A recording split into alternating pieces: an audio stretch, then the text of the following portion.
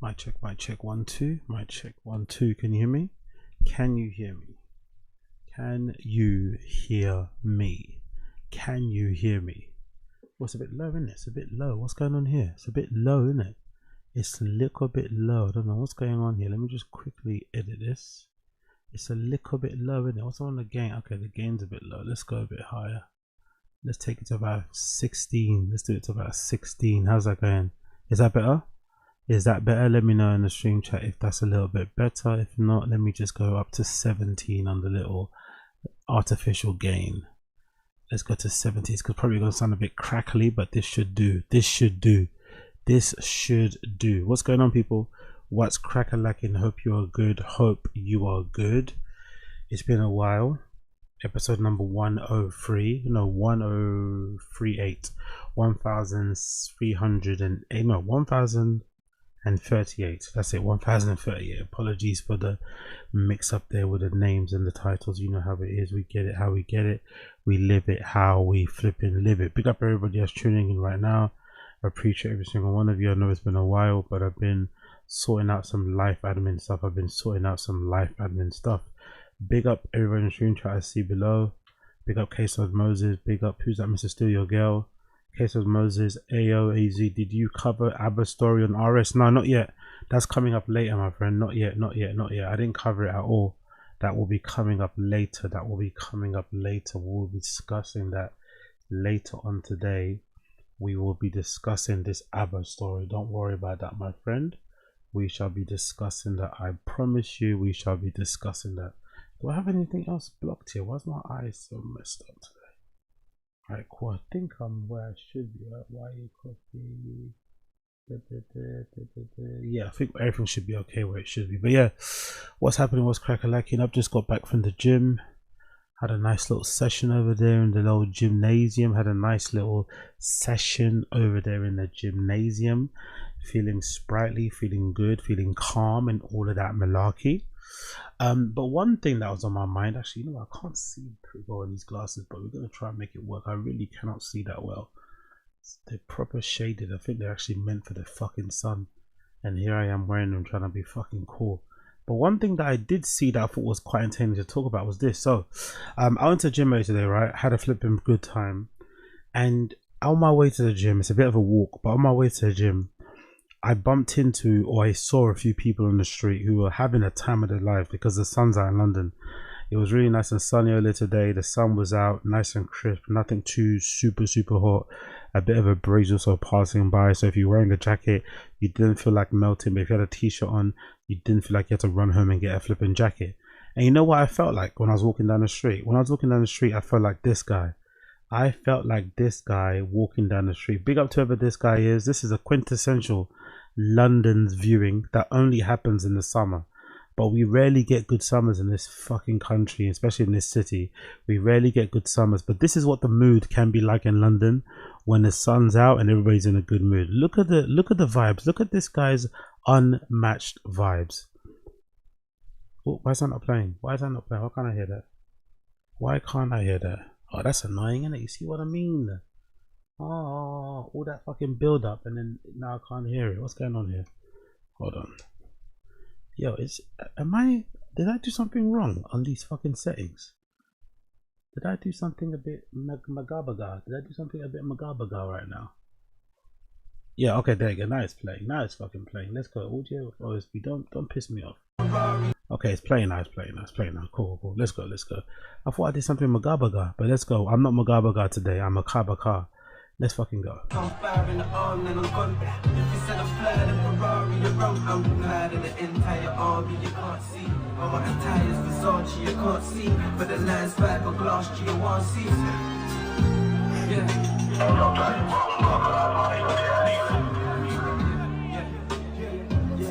That's a perfect tune too. That's the perfect tune to match the summer vibe. But that's what summer in London can look like. That's what summer in London can feel like if the fucking sun's out. I've always said, right, this city's a bit shit. Don't get me wrong, this city's a bit shit. I think my long-term plan is obviously move out of here and definitely go somewhere far away. I'm not really in the vibes of like staying in London forever. But this city will be improved tenfold if we had a consistent summer. if we had a summer where it was like, let's say 4 weeks, I'm not even say 6, let's say if we had 4 weeks, aka a month of solid sun, like back-to-back days for the whole 4 flipping weeks, right? We had back-to-back sun, the mood in this country would improve tenfold, because what I saw on my way to the gym this morning was incredible. I saw Londoners smiling at each other, bruh. I saw Londoners smiling at each other, bruh. We don't smile at each other. I don't know if you guys know anything about my country, if you don't know nothing about my fucking city, but we don't smile at each other. I saw Londoners smiling at each other, stopping and saying hi, a little bit of small talk, a little bit of conversation. It never happens in the city, and people were doing it outside because the sun was out. Because the sun was out. It changes the entire mood, man. It really does. You know, days like this, right? Days like this, I understand why some footballers from the continent, some footballers from Mediterranean countries, some footballers from South American countries, I understand why they struggle sometimes to adapt to play for an English or a Premier League side. I get it. Because imagine if you're from fucking Madrid. Imagine if you're fucking from Paris. Imagine if you're fucking from Milan.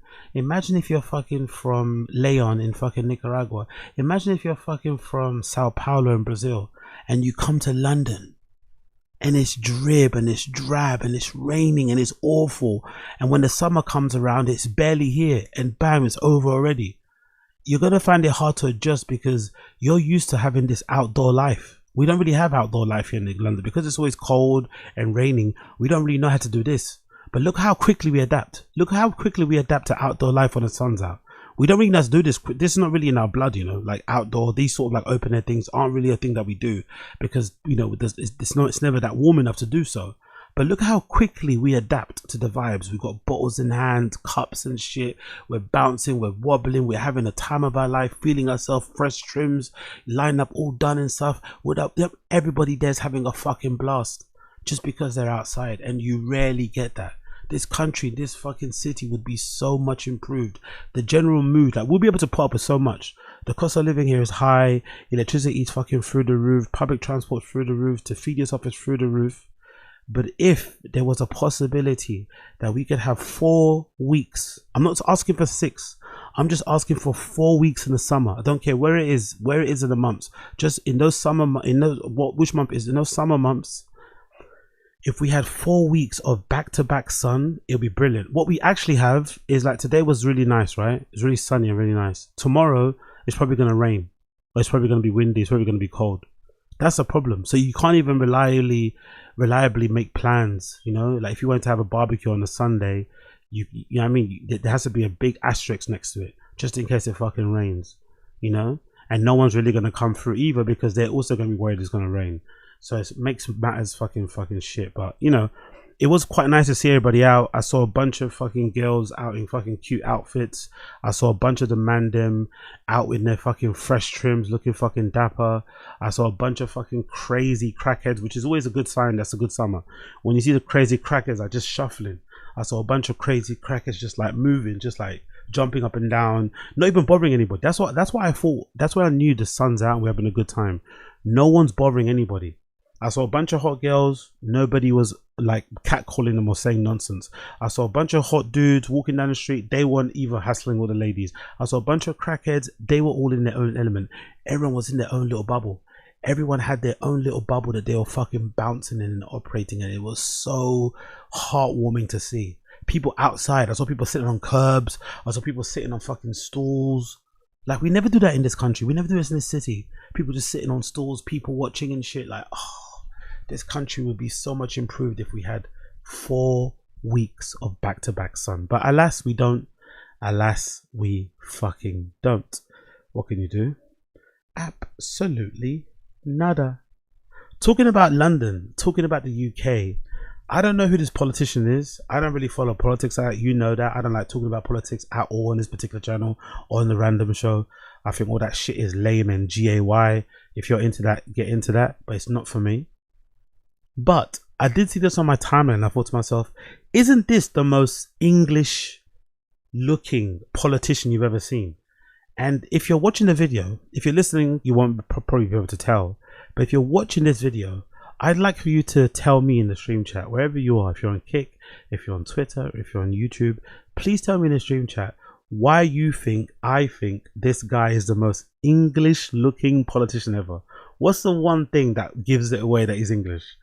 Comments and answers in the stream chat down below. This is the first time the Green Party have ever won a directly elected mayor. And two-party politics is not just dying, it is dead and it is buried. And actually, whether it's here that Labour have been rejected or whether we're seeing around the country, it's very clear that the new politics is the Green Party versus Reform. I said that the Green Party were going to replace Labour. That's exactly what we did in Gorton and Denton. It's what we've done in Hackney. There we go. Big up my guy Koila. Big up the mod supreme that is Koila. Sorry, Kyla. Big up. I'm thinking about Tyler. Big up the mod supreme that is fucking Koila in the chat. Teeth. Exactly. I knew I could count on you.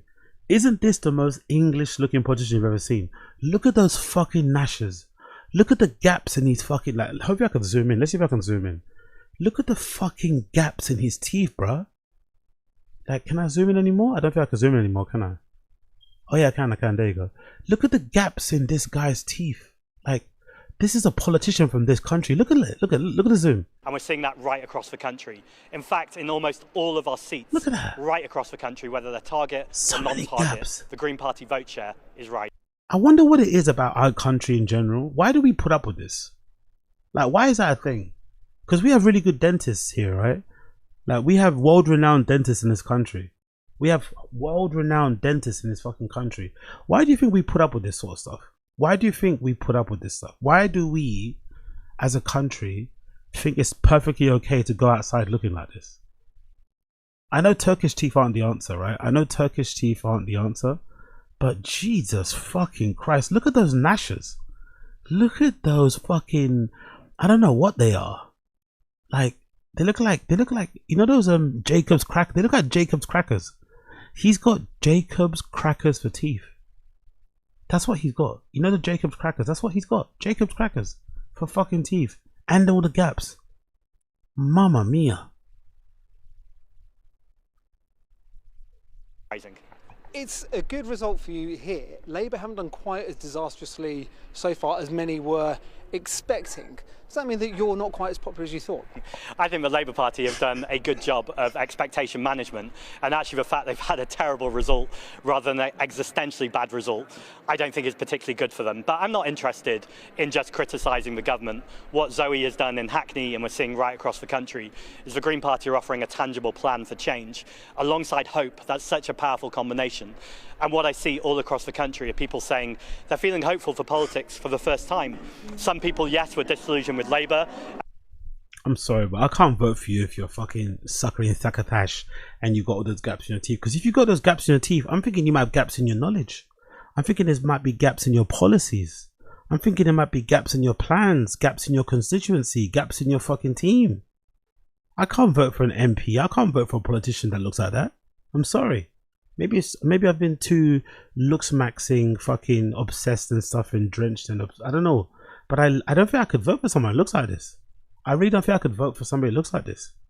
And are now voting for the Green Party, but lots of people are voting for the Green Party for the very first time who didn't vote before, and that's really exciting. In many places, your biggest contribution might be splitting the progressive vote, paving the way for reform. Are you comfortable with that?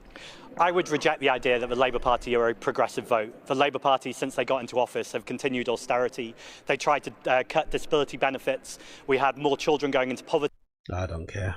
Big up the children going into poverty, though. Big up the children going into poverty, though. You know, hold your head up, man. Hold your head up. We're all in poverty, actually. Children, adults, whatever. We're all in poverty. It is what it is. Hold your head up. Next thing, Joe rapper Jooka tells Pound Sterling that he loves the gang more than he loves his own mum, saying it's evident because he's seen his mum cry over it and still never stopped. You know what's funny, right? You know what's funny? When I was a kid, when I was in the ends, when I grew up in the ends, because I've always said this before on here, right? Not to make myself sound like a fucking hard nut, not to make myself sound like a fucking gangster or a bad boy. But I grew up in a very, very rough part of London. A lot of my friends I grew up with, associates and stuff, ended up in prison for life. Some of them have died, you know, some very sketchy things. I was really lucky in my upbringing. Like, I thank God every single day that I was somewhat intelligent in school, because I think that saved me. I don't think it was anything to do with me being a good boy and having strong no, I think the fact that I was lucky because I grew up in an area that was really rough. So all my friends from the area, from the ends, they were kids that were like in gangs and stuff and did, you know, a lot of fucking nefarious things. But then when I went to school, I was always in like the higher sets, for English, for maths, not maths, for science, for design, for art. I was always in like in the higher sets. So because I was in the higher sets, I was surrounded by people that weren't people to hang out with outside of school. They were my like in school friends, like loads of white people, Asian people, whatever, right? So that allowed me to kind of not really be on the quote unquote roads as I probably could have been. That's the only thing that saved me. But then when I was with those guys, I kind of understood why it works. I understood why the gang thing is so alluring, especially if you're from a rough part of the world. It's very welcoming. They look after you, like especially if you're in a good one with good leadership. For the most part, they look after you. You get to make money. You get status. You know, all that power, whatever it may be, girls, money, all that malarkey comes with it. A lot of my friends at that age, when we were kind of growing up, most of them had like cars and bikes. Some of them had their own places.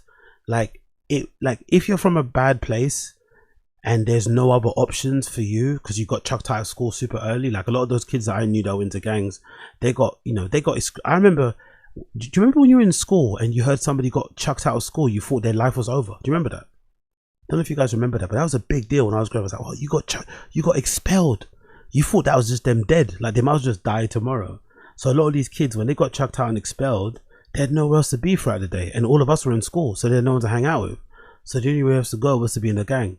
So I really do understand the allure and the appeal of a gang, especially if you're from rough circumstances, you don't have many career prospects or prospects for your life in general. It can be it can appear, at least on the surface, to be a place of refuge, a place of safety. Obviously, once you get down to it, it's not. But I could definitely understand the people who do, go into gangs thinking, yeah, this is gonna be a far better place to be than working and whatever else it may be. And like most things, like all addictions, because being in a gang is somewhat a bit of an addiction, unless you're ready to step out of it, unless you're ready to move out of it, you're never going to stop. So although this headline is quite inflammatory, like the truth is, like if he was fat and his mum told him you need to lose weight or you're going to die, he still would keep eating food. So it's the same sort of thing. You have to decide when you want to stop. And unfortunately for a lot of people in gangs, you don't really decide. Either you die or you end up in prison. That's the only sad thing. Rarely do people go into gangs, get what they need to get out of it, and then step away. That's the only really kind of sad part of it. And usually at the end of the day, gangs end up kind of eating their own, innit? Do you know what I mean? Usually the same people that were you regarded as family are the same people that kind of start pointing fingers at you in court, maybe set you up, steal from you, beat you up, kill you, all this sort of shit. So it is kind of sad to see, but also not surprising. Let's hear from drill rapper Jooka. Yeah, you're a soldier, undoubtedly. Do you love the gang more than you love your mum? That's a good question. Let me answer. That's a good question. If we're talking evidently, let me answer. I'm just talking in straight fact. Do you love the gang and being a soldier more than you love your mum that will have to come and visit you up and down the country? Her life will be put on hold. She's going to be stressed, bawling for you like she was bawling for you on the phone to me that time. Her life will just be sacrificed, the majority of her life, to looking after you because she loves you with all her heart. So she's going to still travel up and down the country to come and see you. Like, does it matter more to you about the gang than it does your mom? Yo, big up Shades. What's that? Big up Shades. What do you say here? AZ, isn't it just being ingratiated by white people or ingratiated by the class above you? What are you talking about, brother? Shades Cow. You talking about this topic or the topic before? Sorry, I'm a bit confused. Big up Shades. Come on, we just want you to answer. That's a good question, and I appreciate that question. And if we're talking evidently, yes, I love the streets more than my mum. Most definitely. You're lost, G. You know what I'm hearing now? I'm sorry, but fucking Drewski, man. I fucking hate Drewski. He's so funny. I fucking hate Drewski. You know what? As soon as he used evidently, I quickly remember Drewski's skit about English actors taking all the fucking black roles in America. Because he does that quite often. He like in his skit, he'll just use like a random big word. I didn't notice that. Is that something that we do? Like black Brits, we just use like random big words and sentences. Evidently, you know, like Or is it just a circumstance of speaking British English? Or English? You know, like, I wonder what that is. I'd never noticed that until just now. Do all of us British people do that? Evidently, consequentially. Like, why are we saying these big words? Evidently, consequentially. Okay, cool. I never, honestly, fucking Drewski, man. That's how you know it's a good skit. When it kind of sits with you and you have to revisit it later. That's how you know it's a fucking good skit. Big up Drewski. Yo, Lost, you're letting me down there with us. You can't love if we're talking, remember, I know you're bantering. Remember, Koila, come on. Brother, you just said malarkey. Come on, man. Malarkey is not a big word. Like, to be fair, if you're an American and you think malarkey is a big word, that says more about your education system. That says more about your education system or lack thereof if you think malarkey is a fucking big word. Like, come on. This is far from banter, if I'm being totally honest. Like, you can't love the streets more than your mum, bad man. Remember, everything I'm saying is... Alright, go on. I shouldn't interrupt. It's your story. Go on. Let me flow. Evidently, remember, I'm not saying it just to say it. I'm talking about evidently. You know when you do English and they say, have you passed or failed? You've passed evidently, because they check your work. Okay, I see what you're doing. You check... That doesn't really make sense to you. I think he's fucking up the term of that word. But yeah, I get what he means though. He's basically trying to say the results are the results, you know? So you're asking this question, do I love the gang more than my mum? The results would say yeah, because although I keep upsetting her, I keep going back. So clearly I don't love my mum enough to stop being in the gang, which is, you know, sad, but it is the reality of life. My credentials, you check my past, you check what I've been through, right. Most definitely. Non-evidently, I'm asking you. I'm not asking what statistically it would look like or what it would look like to the eye. I'm asking you. I'm sitting here with you, asking you. That's a good question. And to viewers and to everyone watching, I'll ask you lot the same, and you lot can answer. And like I said, I can say I love English. I can say I love football. I can say I love chocolate. But if I don't eat chocolate, you clearly don't love chocolate as much. I can say I love English, but if I'm not studying and doing research, you clearly don't love English as much. Brother, do you love the streets more than your mum? And that's a good question. Do you love English? If you love English, do you know who Geoffrey Chaucer is? If you love English, do you know who Geoffrey Chaucer is? I can say yes. Why? Because you check my credentials. I'm in the streets. I've been. I don't know, man. The only great thing about being in the gang, I think, and this is something that I would do if I could roll back the hands of time. I think what I would do prior to fucking the crypto hack, right? Or what's that? Not crypto hack. What was that big hack of that supposed encrypted fucking EncroChat? Pre-EncroChat. If I could go back in the hands of time, I would deal in EncroChat. One of the best things about being, I think, in a gang or being a dealer is driving back to your end in a fucking Lambo or Ferrari. That's the only good thing. The violence I don't care for. The girls I don't care for because most of my sit-up chicks. The fucking mandem I don't care for because most of them have got the evil eye and they're going to want to stab you in the back and shit. You know, Julius Caesar style. But the best thing about being in a gang, because I remember when I was in the ends, seeing the olders roll up on super bikes. On like proper super bikes straight from the showroom, seeing the olders pull up in crazy fucking Range Rovers, G-Wagons before I even knew what a G-Wagon was, Ferraris. Like I saw a guy in ends drive a Ferrari down Freemasons Road. If you know, you know. I saw somebody drive a Lambo around Prince Regent's, bro. Prince Regent's Lane. Somebody drove a fucking Lambo down Prince Regent's Lane. I saw Porsches on fucking Hooper Road. You know? Like be a big body BMWs and Mercedes on Barking Road. Like that sort of stuff is like, whoa. Especially when you're from like the ends and you're like, you know, you're buying fucking, you're buying £1 chicken and chips and shit. You're surrounded in, you know, squalor. Everyone around you is on benefits and shit. Everyone's in council houses. Your house is full of mold. You know, it's just the downright poor poverty council estate shit. And then somebody pulls up in a car, a shiny one. A car that you saw in fucking Top Gear or Gran Turismo, you're like, whoa. But then what separates the fucking gangsters from the, you know, from the nerds or from the squares like me, when you find out what they have to do for it, that's when you change your mind.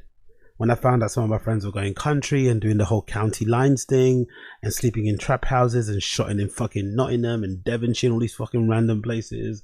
When you find out people have to be drug mules and end up getting, you know, caught with the stuff and locked up for ages. We end up people have to go on ride outs and stuff and get their enemies and, you know, nah, I'm not with it. I'm not with it, man. I remember the first time a guy in Ends had a gun, had a strap here, and how that changed him, how you could see how it kind of like, it was like a spirit possessed him and he just changed into a whole different person. You're like, oh shit. So that's what separates it. I think we all have the interest when we're at Ends. Oh shit, man, I wish I could have that. That guy's got all the shiny things. But when you find out, that's when you figure out what you are. Do you want to take the next step? Do you want to put this little fucking saran wrap ball in your fucking balls and go into a club and shot it? Or are you like, you know what? I'll step out of here and I'll go and apply for a job in JD Sports. I'll go and apply for a job at fucking Foot Locker. This is where I step out, you know?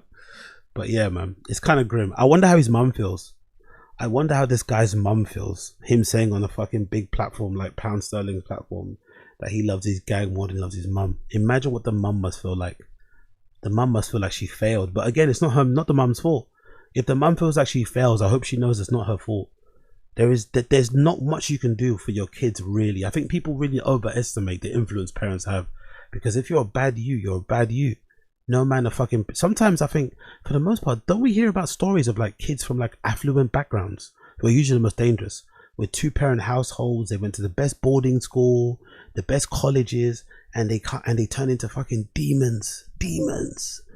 There's not much that parents can do, man. There's not much that parents can do, really. If you decide you want to go down the wrong path, you will do it with enthusiasm. You'll do it skipping and fucking whistling your favorite song. It's kind of sad, but yeah, big up to the mum. Hope the mum holds her head up. It's not your fault, mum. Wherever you are, Jooka mum or Jooka mum, it's not your fault. It's not your fault. Your kid's a bad breed. Unfortunately, your kid is a bad breed. Talking about bad breeds, big up Twiness. Twiness says his break is finally over, gearing up for new music, and bumps into fans singing his lyrics. So do you guys know who Twiness is? Twiness is a UK rapper who actually got super famous recently because of this horrific story about this girl driving over her fucking influencer model, IG model fucking rival, because they were both hooking up with the same dude allegedly. Allegedly, the story goes that this Gabrielle girl was dealing with Twiness. The Klaudia girl, RIP, who passed away, was the recent fling of Twiness, and they had some sort of back and forth and beef, which then escalated into the obviously interaction in a nightclub, which then resulted in this girl running the other one over. The reason why I want to mention it is just how silly must that girl feel? Not only are you going to probably spend a lot of time behind bars for the murder, but the guy you were fighting over is just outside living his life. All of that drama, all of that fighting, all of that headache, all of that running, like taking someone away from their family, having the blood of someone else on your fucking hands for a man who's out and about doing his thing. He probably slept like a baby these last few weeks. He's probably slept like a baby these last few weeks. And this girl's been in court. First it was for attempted murder, then obviously charges have been updated to murder because the Klaudia girl unfortunately passed away. Pretty tragic story when you think about it. All of that, and the man you were all fighting over is not going to visit you, most likely. I doubt it. And he's out in the streets doing his own thing. Pretty crazy. When that the guy that's Remo clear, don't really know, can't see from him. Let me run up the chest. See one clear. All the way that's in my sweat. Who? The one from I swear. If that is the case, then I ain't trying to share. I don't care. Bow. Fair play, man. Fair play. Big up Twiness. Bow indeed. Yo, I've always wondered, right? I've always wondered from afar, because I'm not super tapped in to the Navy. I'm not super tapped into whatever Tyla's fan group is called. But it's always surprised me why there's never been any public online interaction between Rihanna and Tyla. Because whenever I see Tyla, the first thing I think of is like, whoa, she's spiritually Rihanna. She's not like a region of Rihanna, but she spiritually has that Rihanna energy in the way that she moves, in the way that she talks, in the way that she carries herself, somewhat with the music as well. She's hard to pin down. Sometimes it's Afro house, sometimes it's Amapiano influence, sometimes it's Afrobeat, sometimes it's pop, sometimes it's R&B, all infused, right? She's just got that melange where it's kind of hard to pin it down. So whenever I've seen Tyla, I thought to myself, why isn't there more? I know Rihanna's not in the music phase now. She's obviously a mom and a mogul. But I've always wondered, why hasn't there been like a public whatever going on? I guess now we know. I guess now we know why there's never been any public thing. Because I guess Rihanna has a problem with her, or they have I don't know. There's something going on there. Because at the Met Gala the other day, there was a weird interaction behind the scenes that involved Rihanna, Tyla, ASAP Rocky in the background, also talking with this other editor woman. So just to kind of give you a background, if I'm not mistaken, this was them waiting after Met Gala. Allegedly, this is them waiting after.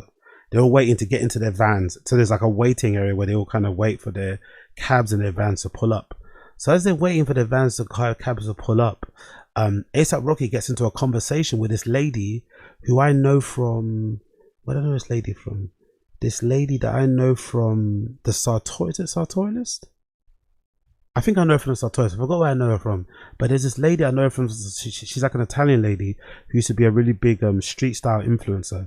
And now I think she's a magazine editor or something. So Rocky starts talking to this Italian woman who's like a magazine editor and is also friends with fucking Rocky. But they're having their own conversation. And Rihanna's kind of awkwardly standing in the waiting area as Rocky and this woman are having a conversation behind her. And the narrative at first was like, oh my God, look at Rocky. He's talking to this girl while Rihanna's standing there. So disrespectful. Obviously, there's nothing going on there. That's just an old friend. But then somebody posted another angle and it shows that Tyla was standing right next to Rihanna the whole time. There's another angle that shows Tyla was literally standing next to Rihanna the whole time. And Rihanna didn't even like glance over at her. Nothing. Zero. It was like this awkward little like, you know when you like see someone that you don't talk to anymore, but you're in the same area and you both don't acknowledge each other? That's what it kind of looked like. Like they both knew they were there. They both were like a feet from each other, but no one said anything. Very, very strange interaction. And it's now been confirmed by everything that's kind of played out. It's now been confirmed that there is some sort of issue. So I'm wondering, is this like an issue of like something behind the scenes happened? Or is this one of those things that kind of go back to my saying, which I should trademark, but my saying has always been, the real enemy of women isn't men, it's other women. It might not be catchy and snappy, but it makes sense. The real enemy of women isn't men, it's other women. Nobody hates women more than other women. It's fucking fascinating. Because this makes no sense why there's any sort of static or beef between them. Why would there be? The only reason why they would be is because one or both parties is jealous or whatever of each other. I don't know. But let's play the clip and then I'll give you more analysis at the end. Ree, what up, Ree? That's my guy for years. I got you. I called you. Ree, how you doing tonight? Good? Yes, how are you? Peace and blessings. You know how to go backstage live, you know what I mean? You know how we do that. What do you think about tonight? It was good tonight? You had a good time tonight? Look, I just got here, man. I'm just happy to see everybody. That's the fact. Backstage live. I won't be backstage live. I caught you at this fashion show. Look at my God. Yeah. See you again, bro. Likewise. Big love. World, I appreciate that, man. You know how we go. Big love. Look, that's how you do. So, my analysis is this. This is my analysis. My analysis is this. Although I think there clearly is a problem between Tyla and Rihanna, I think it's more so on the Rihanna side of things. Maybe Rihanna also recognizes that Tyla is spiritually her. She's not a regent, but she's spiritually her. And there's a little bit of a not wanting to pass the torch or pass the crown, right? Maybe it's just competitive spirit. I don't know. But my initial reaction from what this happened here is this. Here's what happened. I think throughout the entire Met Gala, Rocky and his fucking good looks and his fucking charming personality was getting under Rihanna's nerves, was getting under her skin the whole night. I think Rocky was doing what he does best, charming the ladies, talking to fucking everyone in that room, right? And I think if anybody's been in a relationship before, there's a comfortability and there's an ease and there's an aura, a magnetism you have when you're in a really long running, deep, loving relationship. I don't know what women see in you, but there's something about you being in love with somebody and being very faithful and loyal to them that other women just seem to gravitate towards. I don't know what it is. But women seem to love you more when you're in a relationship. So match that with obviously girls liking Rihanna anyway, girls liking Rocky anyway. I think most likely Rocky was in that fucking Met Gala just talking to everyone, mostly women, just talking. And Rihanna, you know, Rihanna's a talker too. She seems like a bubbly personality person, but I don't think she's much of a yapper as Rocky is. And I think if you had to compare them, I think Rihanna's probably over her party girl lifestyle more than Rocky is. Rocky's probably still, you know, doesn't mind the odd party here and there, still go home early, but I think Rihanna's definitely hung up her fucking stilettos. She's hung up her fucking hot girl top and stuff and crop top. Do you know what I mean? She's not on the party scene at all. She's a fucking mum. So she was probably over it the moment she got there. She was probably already tired, ready to go home the moment she got there. In this particular scenario, this is the end of the night. She's been standing by being Rocky's third wheel for the majority of the night. He's just been, you know, out here on the fucking Met Gala floor talking to every single prominent woman in fashion and media and art. And then in this particular moment, Rihanna had enough. She's like, you know what? I'm going to signal to my man that I'm bored and I want to go home. And the best way a woman can signal to her man that she's bored and she wants to go home is to not engage in his conversation. Step aside, let him do his thing, but look completely in a different direction and make it known that you want to go home with your body language. So I think she was, you know, showing that, hey, I'm bored, I want to go home. Stop yapping, please. Stop being friendly. Let's go. But then I also think that's probably why she didn't speak to Tyla. I don't think she wanted to turn her back to Rocky to give him the encouragement. Oh, my girl's having a conversation. I can stand and have a conversation too. She didn't want to encourage him. So she stood there, refused to talk to Tyla, hoping that her standing there looking bored would get Rocky to come over and, you know, and keep her company so they can get into a sprinter van and go back home to their kids. That's what I think happened. So maybe the whole fucking Rihanna and Tyla thing beef is not true. Maybe. But it does seem weird that Tyla was just standing there the whole time and Rihanna didn't say a fucking word to her. Maybe. But what makes it weird is this update. What makes it weird is this update courtesy of Tyla herself. Tyla is very media trained in one way, but also not that media trained. I really fucking like that. I really fucking like that Tyla just like says stuff that is a bit cheeky. You know, she kind of reminds you of like, you know, again, she's spiritual Rihanna in that respect. Like she loves a clackback, and she's just really funny. And she also gets the internet. I think she's very internet savvy. She knows how to speak, how to kind of, you know, reply to things and whatever else it may be. So Tyla decided to jump on TikTok and explain what happened. You know, why was she standing next to Rihanna looking all awkward and shit? And I think this all but confirms that they do have a beef. I look crazy right now, but I just woke up. My voice is raspy. But basically, y'all, everyone knows I love Rhi. Oh my gosh. So I met her last year. And she was cool. You know, I met her, but I think she was occupied because she was like, I went up to her, I was like, oh, hey, you know. She was like, hey, my baby daddy's calling me. And then she left. And I was like, oh. Maybe she was busy. Jesus Christ. So I don't know. I felt awkward. What the heck? I felt awkward. I don't know how to say hi. If I feel like someone's busy, it's like, So this time, I was waiting for my car and she was right there. And I was, yeah. So this time, yeah. It reminds me of that Summer Walker pic, isn't it? It reminds me of that one Summer Walker pic of her on the red carpet. It reminds me of that Summer Walker like anxiety-tism type of stance, like try not to look weird, try to look normal. Yeah. So this time, yeah, I don't want to go up because I felt like she was busy. You know what I mean? And the last time she was busy. So I want to, like, when we do speak, if we do end up speaking ever, I want it to be like calm so we both can just, you know, vibe and talk. Nobody hates women more than women, man. Nobody hates women more than women. Like, why would, like, I could understand Rihanna kind of being a bit cold with Tyla when she's still in the fucking she's still in the arena, when she's still out here making music. That'd make more sense, right? Because Tyla's kind of competition in a way, even though she's super fucking new and young and hasn't really done much in her career really to kind of even match or even come close to what Rihanna's done. But it's like Rihanna's in a whole different lane. She's in a whole different type of timing. Why would you be weird towards this girl? Like, why would you be frosty at that? Why would you like not want to speak to her? Like it's just strange. But again, there's nothing, there's no other person that hates women more than women, basically. Women have their own little fucking weird competition thing going on there that's nothing to do with me. It's not my business. As a man, it's not my business at all. But there is a weird thing with women and their fucking competition. I don't know why they do it personally. I don't know fucking why they do it personally, but they love to fucking do it. It's fucking bizarre. It's fucking bizarre. And to make things even more bizarre, Rihanna released a fucking recap of the Met Gala, and look at the song she played.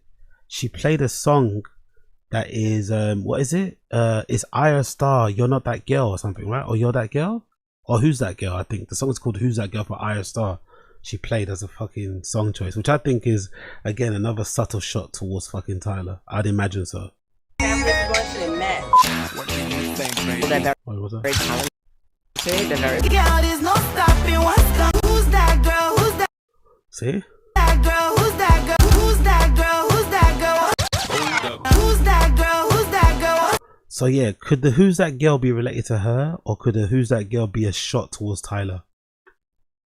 Again, I don't know. I don't know really. I really don't know what the Who's That Girl shot could be towards, but still, it's fucking hilarious, isn't it? It really is hilarious that this is a thing that's actually going on.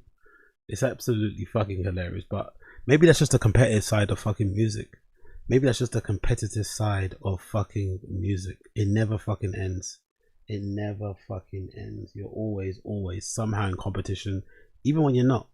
Even when you're not in competition, you're in competition. Even when you're not in competition, you're in competition. But one thing that does make me feel happy about this whole story is this. Now I'm somewhat vindicated as to why I don't come up to people and say hi. Like, I've had a couple really bad interactions with DJs, right? Type of interactions where I've stopped listening to them entirely. You know what I mean? If I see them on lineup, I just don't go to a club. It's like a little silent protest that I do. But it's good to know that the bad interactions I have are not really unique to me, and there's something that just happens in the industry. People have egos, people have pride, people maybe have this competitiveness about it as well, whatever. But I'm glad that in some respects I'm not the only one that goes, like, even someone like a Tyla kind of gets egoed. I feel like sometimes when I get egoed, it's because it's never personal. It kind of is personal, but it's not. The person's just being a dick because they can be a dick. But when you get egoed, it's hard not to take it really personally. But it is somewhat refreshing to see that even an artist of Tyla's ranking is getting egoed out here, by Rihanna, who's kind of like semi-retired, if not from music. Like, it's like, huh? It's fucking weird. But hey, women be doing women things. Women be doing women fucking things. Okay, cool. Let's go. Okay, what else did I want to do? What else did I want to fucking do? So we talked about that, women being women, and we also need to talk briefly about, where is it? Oh yeah. There we go, Diplo. Big up fucking Diplo. I can't really see much in these glasses, but I don't really want to take them off. Big up fucking Diplo. Diplo, speaking at the Wall Street Journal's Future of Everything, says the future of entertainment is less nightclubs and more healthy experience. Why can't it be both? That's my fucking initial feeling of the comment. Why can't it be both? But big up Diplo. Let's see how it's to say.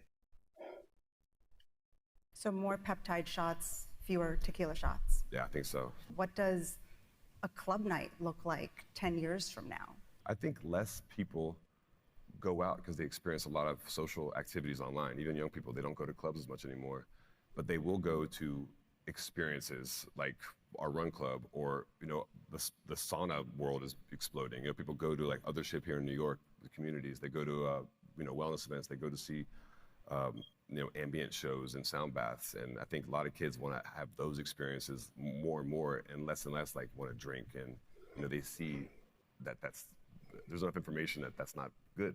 They want to live a longer life and they want to have a good time. And I think the experience economy is like hitting $1 trillion this year. People just want to go out and have events. So while we produce and work a lot of online with DSPs, I know the other side is people wanting to go out and experience, healthy events. And I think that's a good place to be. Yo, big up, before I give you my opinion, big up Billy Free TX on Kick. Big up Billy Free TX on Kick. Hey brother, much love from Texas. Been a huge fan for years on YouTube. First I'm catching you live on Kick. Appreciate you, brother. Big up Billy, appreciate you. Big up Billy. I'm not mad at what he's saying, but I hate this either or. I hate this either or, and I think the either or and the indulgence in both, in either thing fully, is the real problem. I think the people who get into running and make running their entire personality and become super obsessed with getting the most mileage in per week and sharing Strava stats and stuff, I think are mentally unwell, mentally ill people. The people who post pictures of themselves in clubs every single day, their wrists covered in fucking stamps or wristbands, their phone cameras covered in fucking stickers from clubs they went to where no pictures are allowed, I think you're also mentally unwell. You should never make either of those things your entire personality. They should form parts of your personality. They should form parts of your personality, but they shouldn't be your entire personality. It shouldn't be either or. It should be together. Yes and yes, and. Why can't you decide to fucking keep it tight Monday to Friday, have a really nice balanced diet, get your 8 hours of sleep in, be attentive at work, meet all your friends you used to meet during the week, say hi to your family, hang out with your fucking spouse and shit, and then when the weekend comes along, get yourself a baggie and a fucking, espresso fucking martini, and fucking shake your fucking derriere for a couple of hours, and then go back home Sunday or Saturday morning, and then have a nice breakfast, go out, have a walk through the markets, and then sleep, watch your Netflix, and get ready for the week ahead. What's wrong with that? Why does it have to be always so full and so intense? People going on fucking benders from like Friday to Tuesday or Saturday to Wednesday. It doesn't need to be that intense. It doesn't need to be that crazy. The world is already fucked up as it is. You don't need to be that fucked up, I think just, again, having some level of balance, being able to enjoy your things with some level of control, with some level of foresight, with some level of enjoyment, and not just doing it to fucking numb yourself from the drudge of your everyday life, is the way to go. And I think that's possible. I just think people get too hung up on the idea of doing either or because they probably went too crazy in the club. It happens all the time. I've done it before. You go too crazy on the baggies or on the drinks, and then suddenly you're on this fucking crazy health kick where you're not touching anything bad, and you're doing this for 4 weeks, 6 weeks, and then it all kind of comes crashing down after fucking one pill. You should always have a balance. It should be Monday to Friday. You keep it nice and tight. Maybe you do that even 3 weeks in the fucking month. Maybe for 3 weeks in the month you keep it nice and tight. Payday week comes along, you just fucking, you remove the fucking handcuffs and you go fucking crazy. Then as soon as the fucking work week comes along again, you dial it back again. That's how you really enjoy things. I think going to festivals, you can even change the way you fucking do that. Go to festivals where you don't really know people who are performing. Go to festivals based on their location, not the genre. That might be a good thing because nowadays festivals are global. You can find a festival basically in every country in the world for the most part, especially in the Western Hemisphere. Pick a fucking festival in a country that you want to visit anyway. Don't care about who's fucking playing, and just go and immerse yourself in the country, in the culture, in the food, in the sights and the sound, the language, whatever. And then whatever comes across you on the stage, just enjoy what's there. Be present in the moment. Don't be glued to your phone. Maybe only take a fucking disposable camera with you when you go out. Maybe have that. Maybe fucking, that's what I'm actually considering when I end up going to fucking Nation or Godwana. I'm actually thinking of just taking a fucking burner phone with me. Just take a burner phone and my fucking 35mm camera. Take some pictures on that, but not use my fucking smartphone, and just really fucking be present. I think people will enjoy those things far better, but trying to document those things online, being either or, it's just dumb. It's just really dumb. And I find it really corny too, because a bunch of people within my little rave scene have all started running. It's made me not want to post pictures of me running, because I've been running for time. I've been running before people were running and trying to be cool and trying to go to run clubs and fuck girls or fuck boys. I've been into fucking running before it was a fucking hipster influencer thing.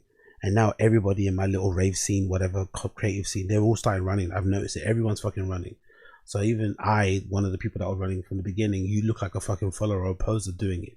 But I do it obviously for my own enjoyment and my own mental clarity and etc, etc, etc. But it does need to be either or. You can, you know, I used to sometimes love it. And again, you know, this is a kind of revelation of my personality, but I used to love showing off, man, back in the day. I used to love posting a picture of my Strava when I finished like a 10-mile run, a 5K, a 10K, or whatever, a 2-mile run. I used to love posting a picture of my Strava at fucking, I don't know, 7 p.m. on a Friday. And then by 11 p.m. I'm posting pictures of me having fucking Jaeger bombs in a club somewhere. That duality was fucking great. I didn't see anything wrong with it, but we live in a weird era. We live in an era where people are lifestyle shaming you. So the people that are over drinking, they're over drugs, they're over going out, they will look at you like a loser for posting that sort of stuff. But then they're fully too into the fucking Pilates, the workout stuff. They've made that their religion, which is weird. So everybody's just like, you know, trying to prove to each other that they're not losers, they're not degens. I think you just do whatever that comes, you know, most natural to you, whatever you enjoy, whatever gives you some form of pleasure, whatever allows you to tap out from the fucking matrix, tap out from the fucking drudgery of everyday life, and just keep it moving. But this either or, I don't like the either or. You can do both. Keep it tight Monday to Friday, 4 weeks or 3 weeks out of the month, and then when the pay week comes along, go nuts, but then dial it back again as soon as work weeks about to start again, and I guarantee you'll have a far better time. But hey, what do I know? Absolutely not. And you know what's actually funny too, by the way, because I stopped that exit, the peptide thing actually might help as well, especially that Wolverine stack. There's a Wolverine stack around something else, but peptides might actually help. With peptides, you know, because it's literally a form of steroids in a way, we could all probably do we could probably do everything. You could probably be caning it as much as you want and then still go to work and have no problem. That's the real dangerous part. That's the real danger. But people are doing this either or thing. You could probably look the best you've ever looked.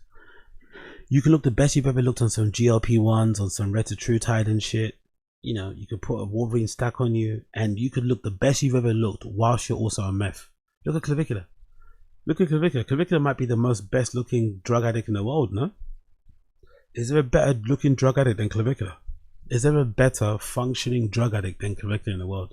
He's doing pretty well for himself. He's like 20 years old, multi-millionaire from fucking streaming and shit. Yes, he's in a lot of trouble. Yes, he may have OD'd on camera. Yes, he may have had federal charges against him for shooting a fucking crocodile in the swamp. Yes, he may be in trouble with this other girl that she's alleging some sort of nefarious thing happened when they're on stream together.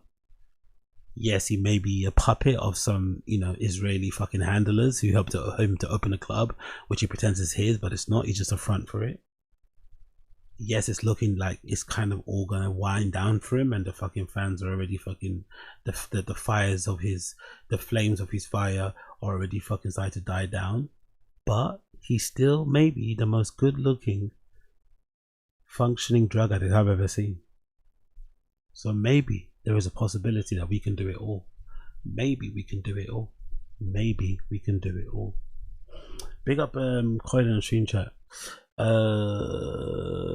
don't know, peptides and stacks scare me. I don't want to age 10 years in one. Yeah, true. What I've been telling you about Clav. Yeah. You have. Coiler's been on it about Clav, man. Regrettably so. I don't know. For how smart I am, right? For how actually intelligent and book smart I am, clearly. You guys know that, right? I'm one of the most intelligent people in the world, as rated by Forbes. It's kind of insane how many bad takes I have. I wonder if that's actually the opposite of being intelligent. What do you guys think about it? For someone as intelligent as I am, for someone as intelligent as me, why do I consistently have bad takes or bad calls?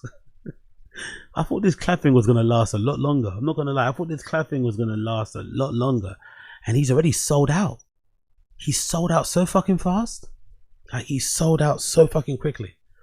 But you know what? Because I'm a watcher, because I actually watch Clavicula's content, I'm going to tell you why I think he sold out.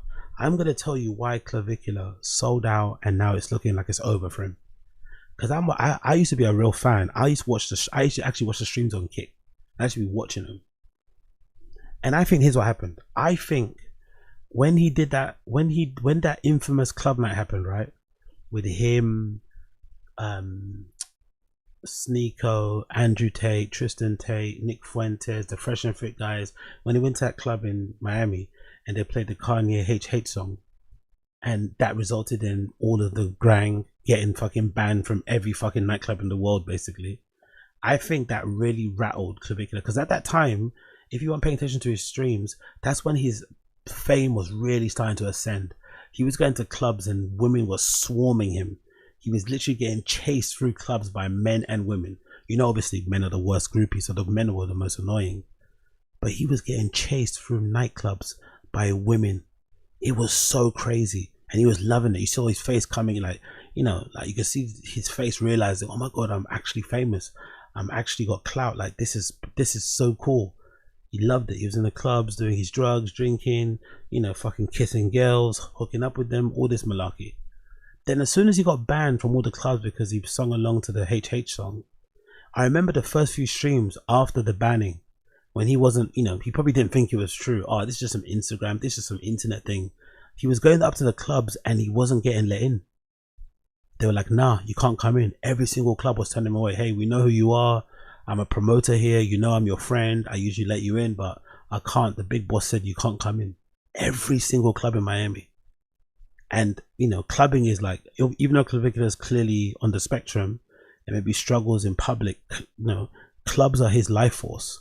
Being in a nightclub surrounded by fucking foids and shit, that's what he fucking lives for. So when that was taken away from him, similar to Joe Rogan during fucking COVID when all the clubs shut down and it broke his brain, I think that short period where Clavicular was banned from all the nightclubs in the world broke his brain. And I think when it broke his brain, all of those very smart, you know, somewhat Jewish Israeli businessmen who operate in the nightlife industry, which again, I've never understood why, but for some reason, the nightlife industry around the world is dominated by people from Israel. It's really interesting, but regardless, I don't know why that is particular.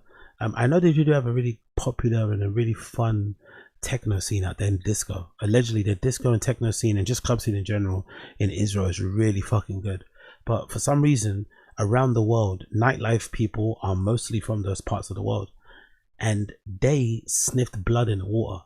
But they, you know, they know he's popular, but they knew he was fucking desperate to get back in the clubs, and they fucking slipped in there, offered him this deal for this shitty club called Baccarat, whatever it's fucking called, with the upside down Drake Nocta logo, and made him the face of it, got him to fucking apologize to everybody, the whole thing.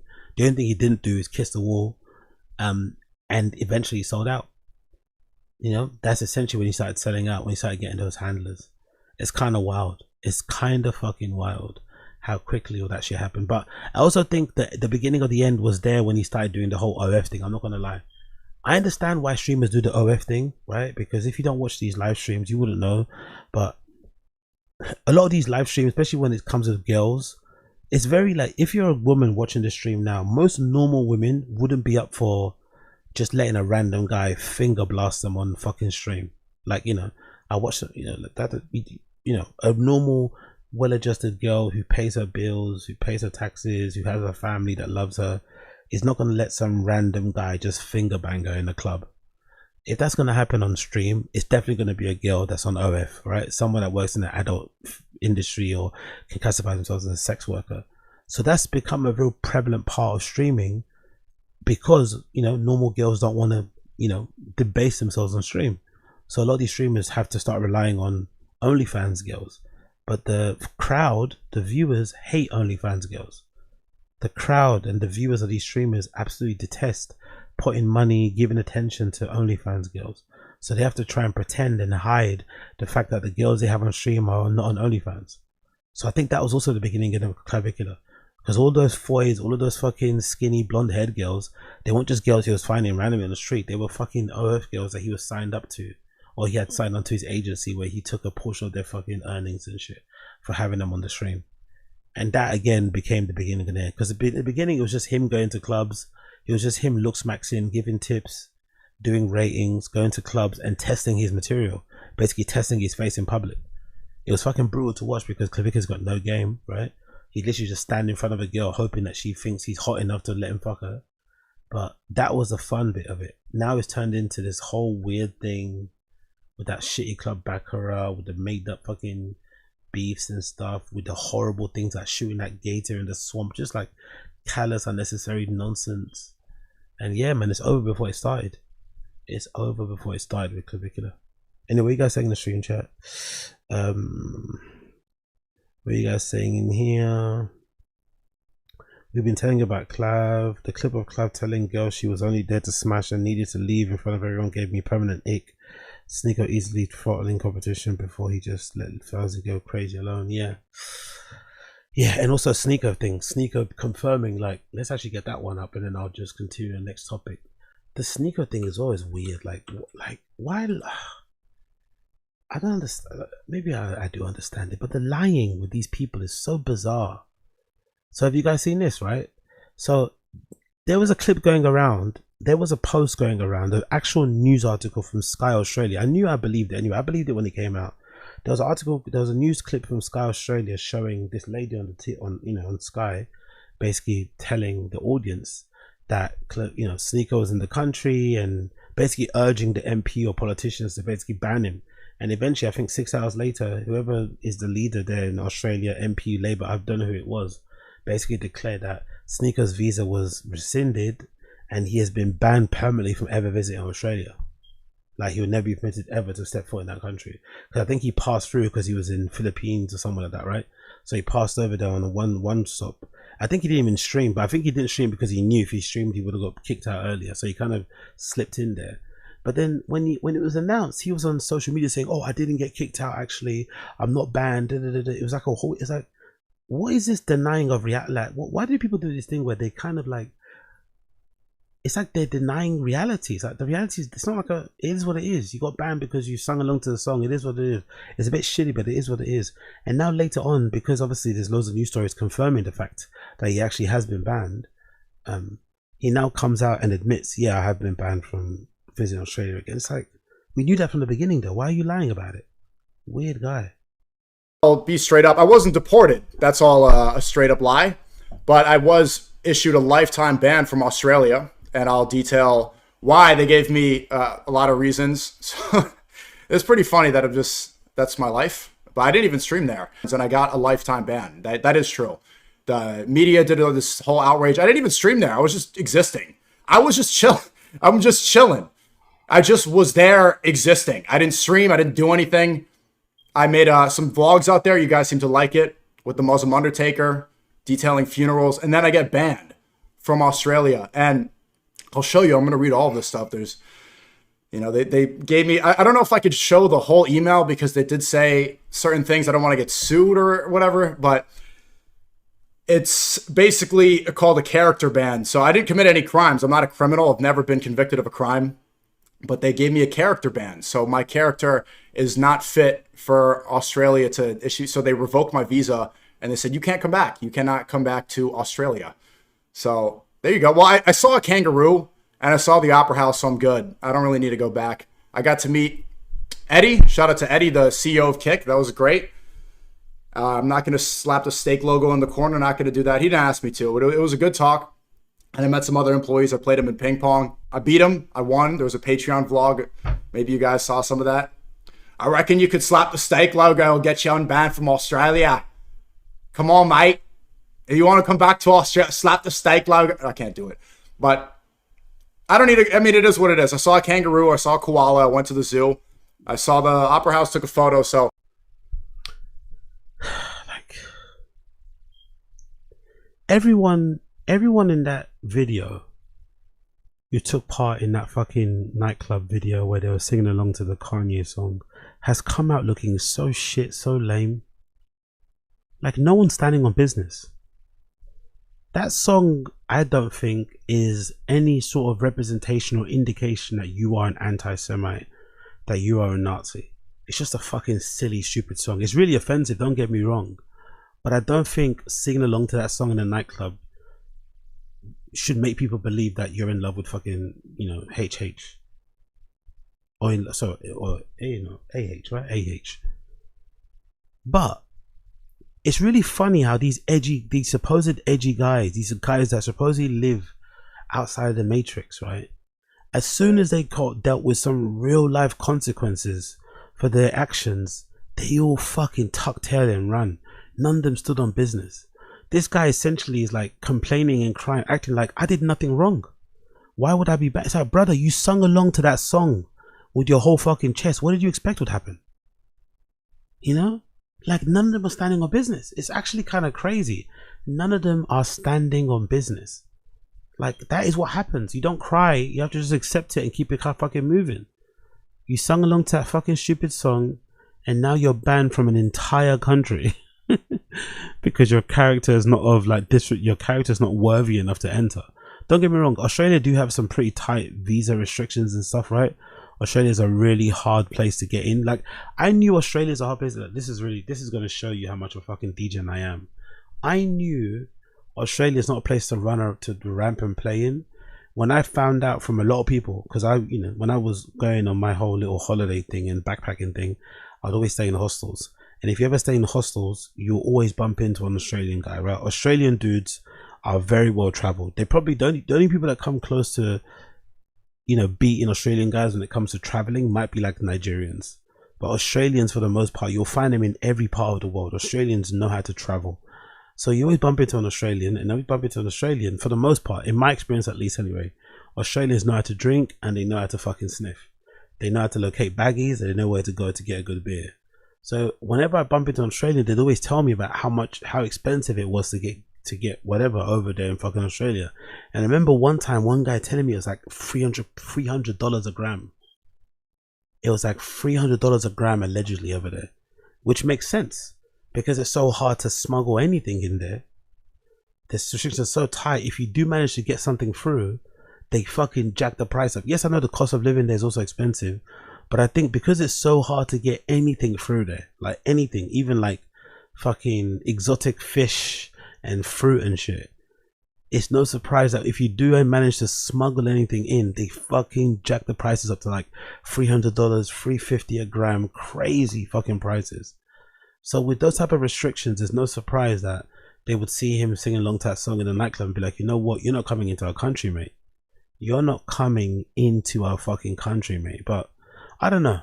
It's just weird. It's just weird how none of these guys stand on business. Like, you want to sing that song, you want to purport to be make the impression that you're a Nazi, you want to make the impression that you're an anti-Semite, you want to make the impression, you know what I mean? You want to make the impression that, I don't know, that fucking you think Adolf Hitler was fucking misunderstood or something.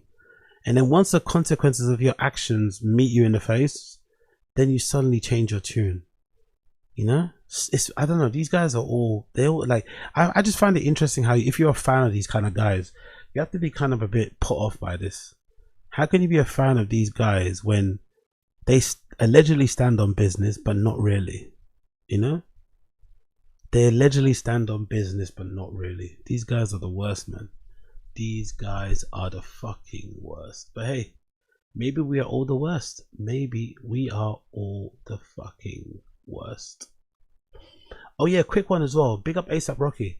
I saw this picture of ASAP Rocky wearing these Prada American Cups, or these Prada America Cups, and it got me thinking, I might need to buy myself a pair of Prada America Cups. I used to wear these back in the day in school. I'm not sure if you guys remember, but in school back in the day, I think even nowadays, I don't know, like you were only allowed to wear black shoes, right? But obviously, as you started to get older, you would start to like push the limits. So you'd be wearing anything black. Shoes, trainers, whatever that was all black, you'd wear to go to school. Sometimes you get away with it, sometimes you wouldn't. One of the best shoes, one of the fucking shoes that everyone was fucking fiending to get back in the day were Prada America Cups, the all black leather ones. All black leather with the mesh, with the fucking Prada fucking red bar coming up at the back. And they were so expensive back then. They were so expensive. Oh my god, they were so expensive. So because they were so expensive, I couldn't afford obviously to get a real pair. So I remember that those Prada America Cups might have been the first pair of fake shoes I ever bought. And this was back in the day in Hackney Market. I don't know if you guys remember, but there was a market in Hackney that was, now it's where now it might be where the Olympic Stadium is. Actually, that whole area where the Olympic Stadium is, there used to be like a bus depot. There used to be like random warehouses. The church I used to go to was in that area, and they also had like this abandoned Greyhound sort of arena thing, right? Is it Greyhound? Yeah, Greyhound racing arena. And around that abandoned Greyhound racing arena, there was a market. They used to sell everything, right? And this market was also known for selling loads of fake gear. So those guys in there selling tracksuits and fake V-suit jeans and shit. And I think that was the first time I interacted with like bootlegs. And I remember there was a guy there selling some bootlegs, Prada America Cups, the all black ones. And obviously in that time in school, they were trendy. I couldn't have the money to afford them, so I begged my mum to buy them for me. I think these were like £50, and the actual ones from Prada, well, at that time were like 300 or 400. I bought them, super happy. Went to school wearing these Prada American Cups, and it was so crazy. The moment I wore them and I pulled up next to a person who actually had a real pair, because nowadays you can just look online. You can get a fucking, what's it called? You can get what they call them? Is it a legit check, or is it a legit check? I think it's a legit check, right? On Reddit and stuff and forums, you can get like a legit check done. You can go on YouTube and find a guy who's comparing a pair of fake ones to a real one. You can find out, you know, which ones are authentic, and it's easier to do. But back in the day, there wasn't that; those resources didn't exist. So I bought these fake Prada America Cups from the market, thinking they looked the same. But then when I rocked up to somebody wearing the actual ones that he bought from Prada or from like Selfridges, there was a lot of difference. The first thing I noticed was the toe box. The toe box on mine was super pointy, like pointy to the point where they look like squares. And the one that my friend had that were legit were square. And I remember the feeling. And that's why I think in general, I think buying fake stuff is useless, because I remember that feeling of knowing full well that yours don't look like that was actually worse than not having them. That's why I think it's actually better just to not have stuff. If you can't afford stuff, don't bother buying the fake stuff, because when you see what the real one looks like compared to yours, it fucking bums you out. The shape was all off, the materials were all like, and plus, you know, I'm a stickler for detail anyway. I was just noticing so many points of difference. There was so many bits that was so fucking different. But yeah, man, these were luxury shoes, man. These were luxury fucking shoes. I fucking love these shoes. I really, really, really, really did. And I can't wait to get another pair of America Cups. Big up fucking ASAP Rocky. I think that's an A-Lo core zip as well, isn't it? I don't think I could wear an A-Lo core zip. I'm not gonna lie. I think A-Lo core zip is a little bit too much for me. I wish I could also enjoy weed like that. I wish I could enjoy weed like that. I don't enjoy weed like this. I wish I could like be like one of these like weed smokers that smokes weed like it's a fucking cigarette. I smoke a joint and I'm going to bed. I smoke a joint and I'm going to fucking sleep. There is no walking around the street with glasses on looking cool. I smoke that. I am leaning up against a wall and I'm sleeping. I really do wish I was one of those cool kids that could just smoke, you know? Smoke and walk around, have a good time. That would be such a vibe, but unfortunately I'm not that guy. Unfortunately, I am not that guy. But big up Rocky though, he looks fucking incredible. He looks fucking incredible. These America Cups, they look so good on them. I think as well, how much are they now? Because back in the day they were like 400. Well, how much are they now? Oh my god, they're 750. Prada America Cups are 750. Oh my god. Is there Klarna? Can you Klarna these or no? No, I don't think. Can you Klarna them? Maybe if you can Klarna them, I might cop. Maybe if I can Klarna them, I might cop. Oh, they're so fucking hot though, isn't it? Oh, it's a legendary designer shoe. Such a fucking good design. This is what I mean when I say, I think designer brands, I don't know, yeah, I think designer brands in general, in my personal opinion, need to stop trying to emulate like fucking, they just stop fucking emulating sports shoes like sneakers, and what they should always do is make their own silhouettes, because I think they make far better ones. When they try to make a version of their own Air Max or Air Force One, they lose me. But when they make their own designer silhouette, it looks far better. I'm sure there's some sort of like athletic shoe this is based on, but overall this design and style is very unique to fucking Prada. It's not something that you remember from a fucking sportswear brand. You know what I mean? Oh, such a beautiful shoe, man. Such a fucking beautiful shoe. But 700. They're fucking sexy though, innit? Like, Like even in that outfit with the all white, but I think he's got a different pair on, isn't it? I think he's got the new pair with the lighter sole. Yeah, that's the one he's got. I think Rocky's wearing these with the lighter sole. What's it called? It's like a different one, isn't it? Patent leather. Yeah, it's a different one, which I don't really like these ones. These are like it's a more of a, I guess it's more of a sneakery type of a design, but I'm pretty sure these are the ones that Rocky's wearing. He's wearing these particular ones. It's a different type of style than the OGs that I like. That's the OGs. That's the OG style that I remember wearing. But I think Rocky's wearing the newer model. Yeah, he's wearing that newer model with the newer shape, which is a bit meh for me. But they look really good with white jeans. They look really fucking good with white jeans. Let me see. Is there another colorway? Is there another colorway here? Is there another? Yeah, there's black there, right? Yeah, that's the all black pair I remember in school. That's the one that had a chokehold on me when I was in school.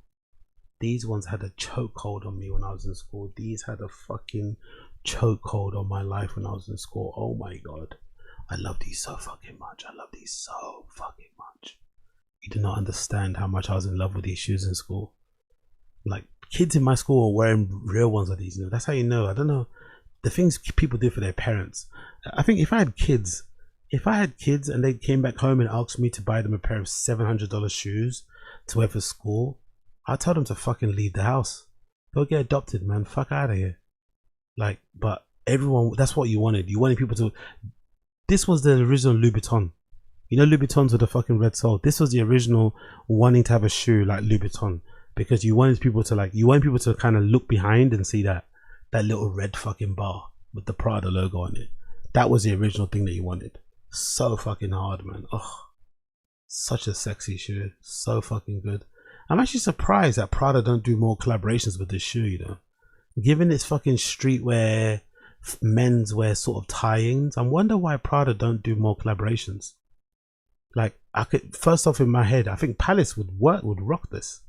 You know how much I fucking hate Palace, but I think Palace would make an amazing Prada America Cup if they collaborate on them. They'd make such a cool range.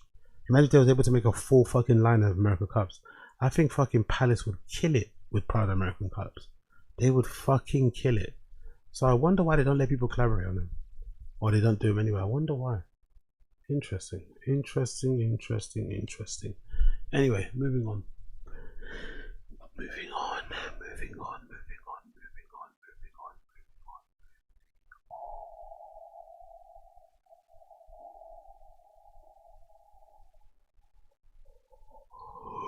Cool. Akaash. As you guys know, I'm sure I'm not the first one telling you this, but Akaash Singh has officially left Flagrant. Akaash Singh has officially left Flagrant podcast. Andrew Schulz announced the worst kept secret in comedy on his show the other day, and I'm gonna give you my initial reaction, which I already gave in depth on the random show, but it's over like an hour long of me yapping and rambling. It won't be an hour long, I promise you. I won't bore you with more Akaash Singh and Jasleen news for an hour, but I will give you a brief rundown and overview of my opinions and thoughts and just general impressions going forward, and then we can move on to the next topic. But this is kind of sad, I'm not gonna lie. It's kind of sad given how it all played out, that Akaash is having to quit this show without having a good send-off, kind of running away in the fucking dead of night, make sure no one's kind of seeing him, you know. It's kind of fucking sad how it plays out, and it's generally, in my opinion, all his wife's fault. What's up, everybody? Welcome to Flagrant. Schultz here, Alex Media, Marky Gagnon. Miles is back there. Yes, and we're on the West Coast. Thank you, Alex Media, for hosting us in WTF Media Los Angeles studios. Beautiful, lovely. Nice. Don't you guys dare say you like this better. Okay? We spent way too much money on that podcast studio in New York City. But come check out the podcast here if you guys are in town. Now, we got to address the elephant in the room, no pun intended. Okay? As I'm sure you guys are aware, our boy Akaash, he really went through it earlier. Can we observe that's actually a decent joke? I know Schultz is not always super funny. Can we observe that's actually a decent joke?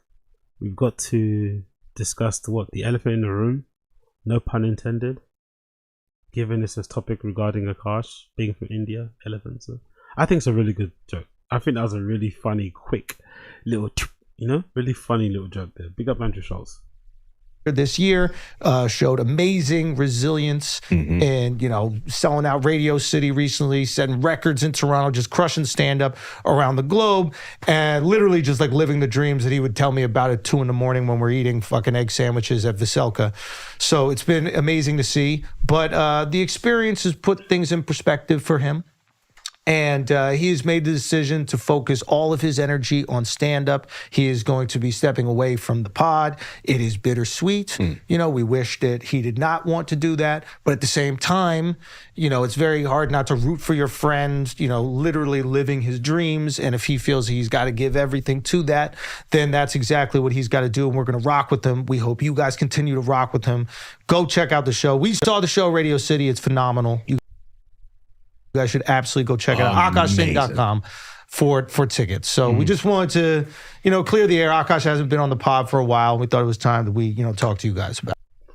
So, I did agree initially, and I still do. I think it was actually a good idea what they did in the beginning, right? I think it's a really, really good idea what they did in the beginning, where they kind of left him off the show on purpose. I think to kind of hoping that the hate and all the fucking discussion and all the abuse and whatever else and the criticisms and the fucking opinion pieces and the streams and the podcasts and whatever, I did think it was a good idea to try and see if all that stuff could die down whilst he was away from the show. Like, stay over there, let this shit die down. Once it dies down, come back on the show, begin as normal. But I think there was so much said, so much damage done because of his wife and the things that she said online. It made it kind of impossible for him to go back on the show, especially when you think about the way that he was on the show. On the show, he was kind of the moral, I won't say moral righteousness, but he did kind of have a little bit of an arrogance to him, a bit of an ego regarding relationships and stuff, because at that time we didn't know much about the relationship, and he obviously didn't know much about his wife's kind of life before him. But he kind of operated from the point of view of like, hey, I did it the right way. I did it the right way according to myself. So I can kind of judge you a little bit here, right? Because I'm a virgin. I met my girl. She's also a virgin. We've got this culture. You kind of operate from that point of view.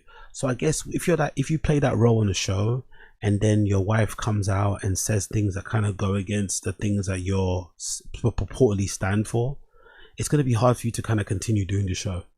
It's going to be hard for you to kind of continue doing it without being called a hypocrite, and everything else in between. And also for his haters, people like Myron and stuff, they obviously reveled and enjoyed in it, dancing on his grave, considering how harsh he was to them when they came on, Fresh and Fit came onto his show, and Akaash had a lot of things to say about the way they treat women, all this malarkey, and then here's Akaash getting treated worse by his own wife, right? So I think all that stuff made it kind of untenable.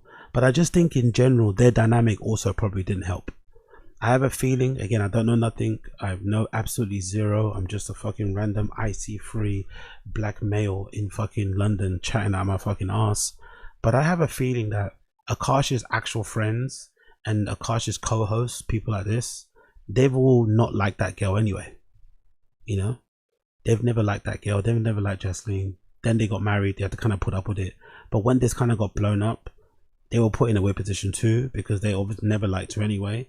And it's just a weird thing in public. Now everyone knows this thing that you've kind of been dealing with behind the scenes. You also know that your friends know.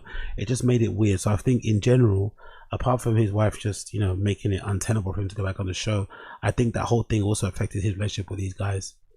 I bet you they don't even talk that much. I bet you they don't even talk that much anymore.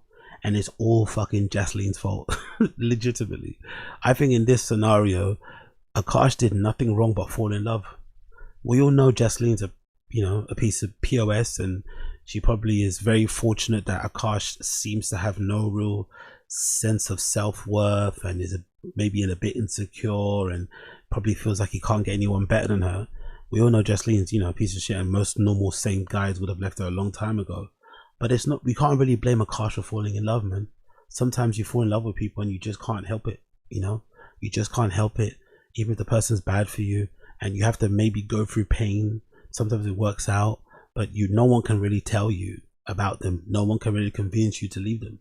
So it's not, I don't think Akaash in this situation did anything wrong but fall in love with somebody that I don't think, in my opinion, respects them or loves them the way that he loves her. So, and it ended up, you know, costing him this job.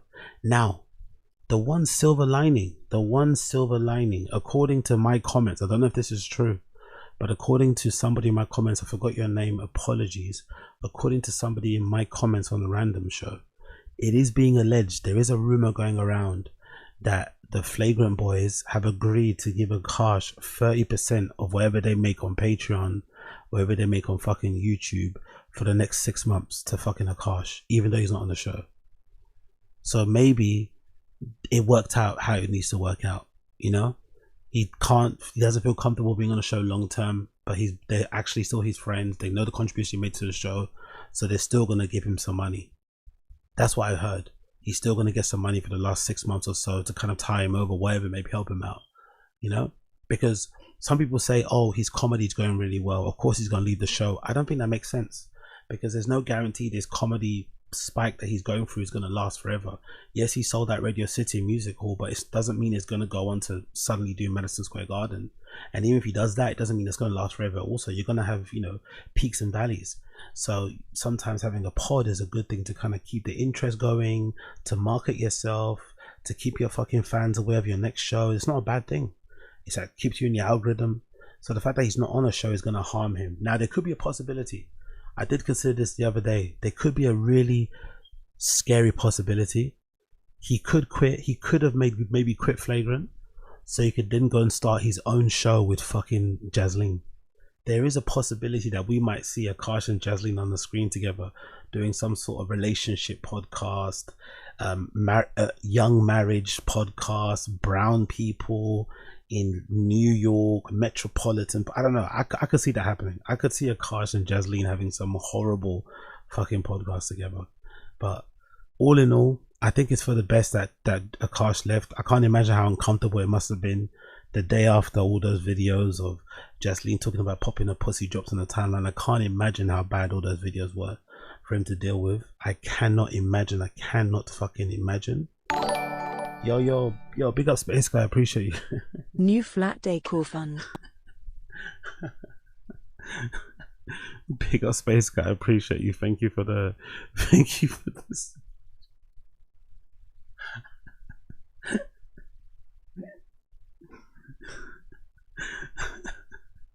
I like how you can barely see anything, right? You can only see like a corner of a wall, but you can even see anyway, I'm not going to say too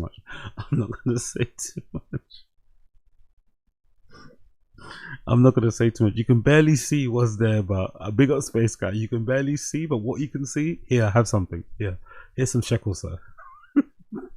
I think you need it.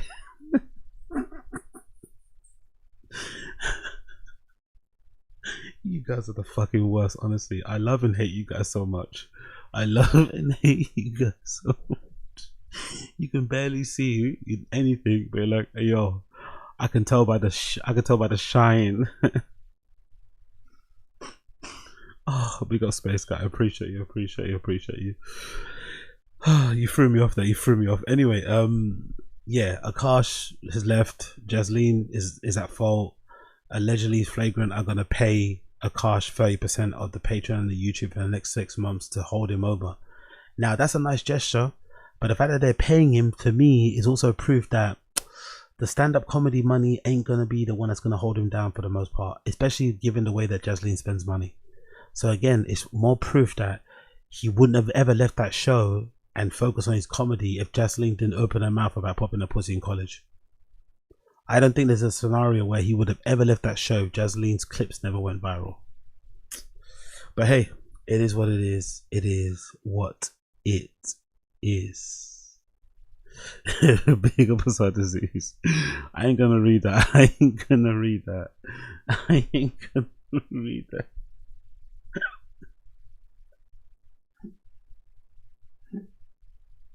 Big up Assad.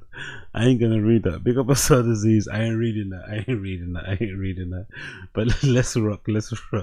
I'm too pussy. I ain't reading that. I'm too pussy. I ain't reading that.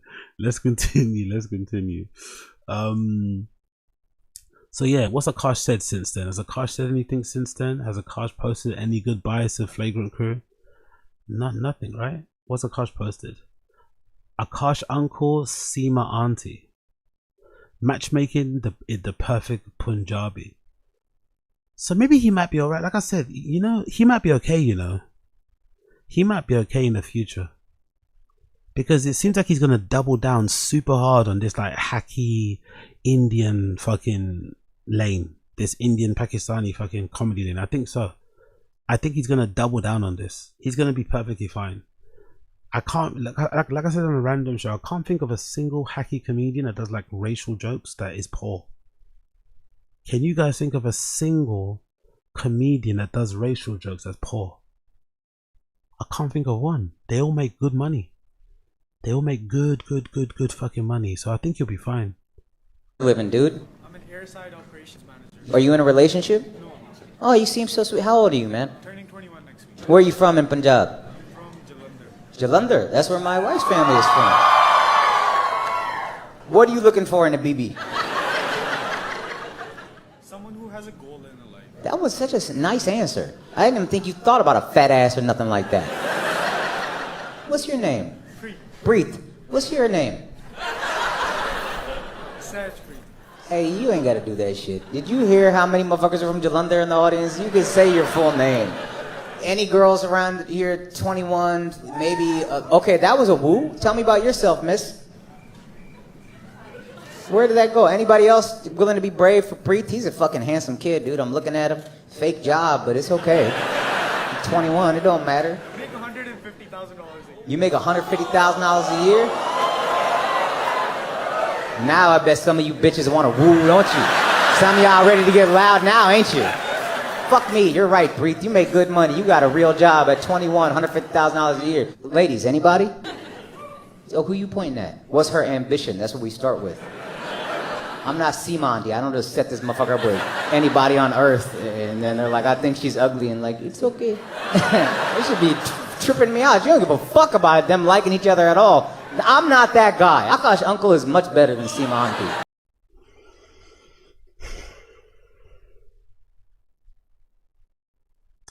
I think if you like this, if this comedy is your type of comedy, you also like Dubai chocolate. You like queuing up outside of like limited edition like food shops. You probably like watching Love Island and celebrity jungle things. You probably made that fucking, you probably made that cake. Remember that thing that went viral for a bit where people were putting fucking biscuits in buckets of yogurt and putting them in the freezer? Remember that thing that was going viral for a bit where people were putting fucking biscuits and yogurt, and then the Americans, I think it was like a cheesecake thing, right? It was like a cheesecake hack. And then the Americans obviously did it super excessive. It's like covering it in sugar and honey and shit. If you like that kind of comedy, you also probably made that. You made one of those. You like drinking matcha, or maybe you're not drinking it anymore because it's not trendy anymore. You also fucking like to eat Dubai chocolates and stuff. It's just such an NPC normie type of comedy. But I think this lane also makes money. You know, I think this type of lane also makes money. You have a whole entire community behind you. All the Asians and stuff are going to be your friends, you know. All the Asians and stuff, Indians specifically are going to root him for this guy. Especially as he grows older and he gets more experience and more learnings about his marriage and life and shit. So I think he'll be fairly fine money-wise. I think he'll be fairly fine. So maybe that gesture of Flagrant giving him money is just because they're holding him down as a boy, and less so to do with his financial situation being fucked up. Maybe. But the Jasleen issue is a big issue. Now, Jasleen, I wanted to play a clip of Jasleen's, but she's deleted it. Thank God she's deleted it for fucking Akaash's sake. But I swear to you guys, this video existed.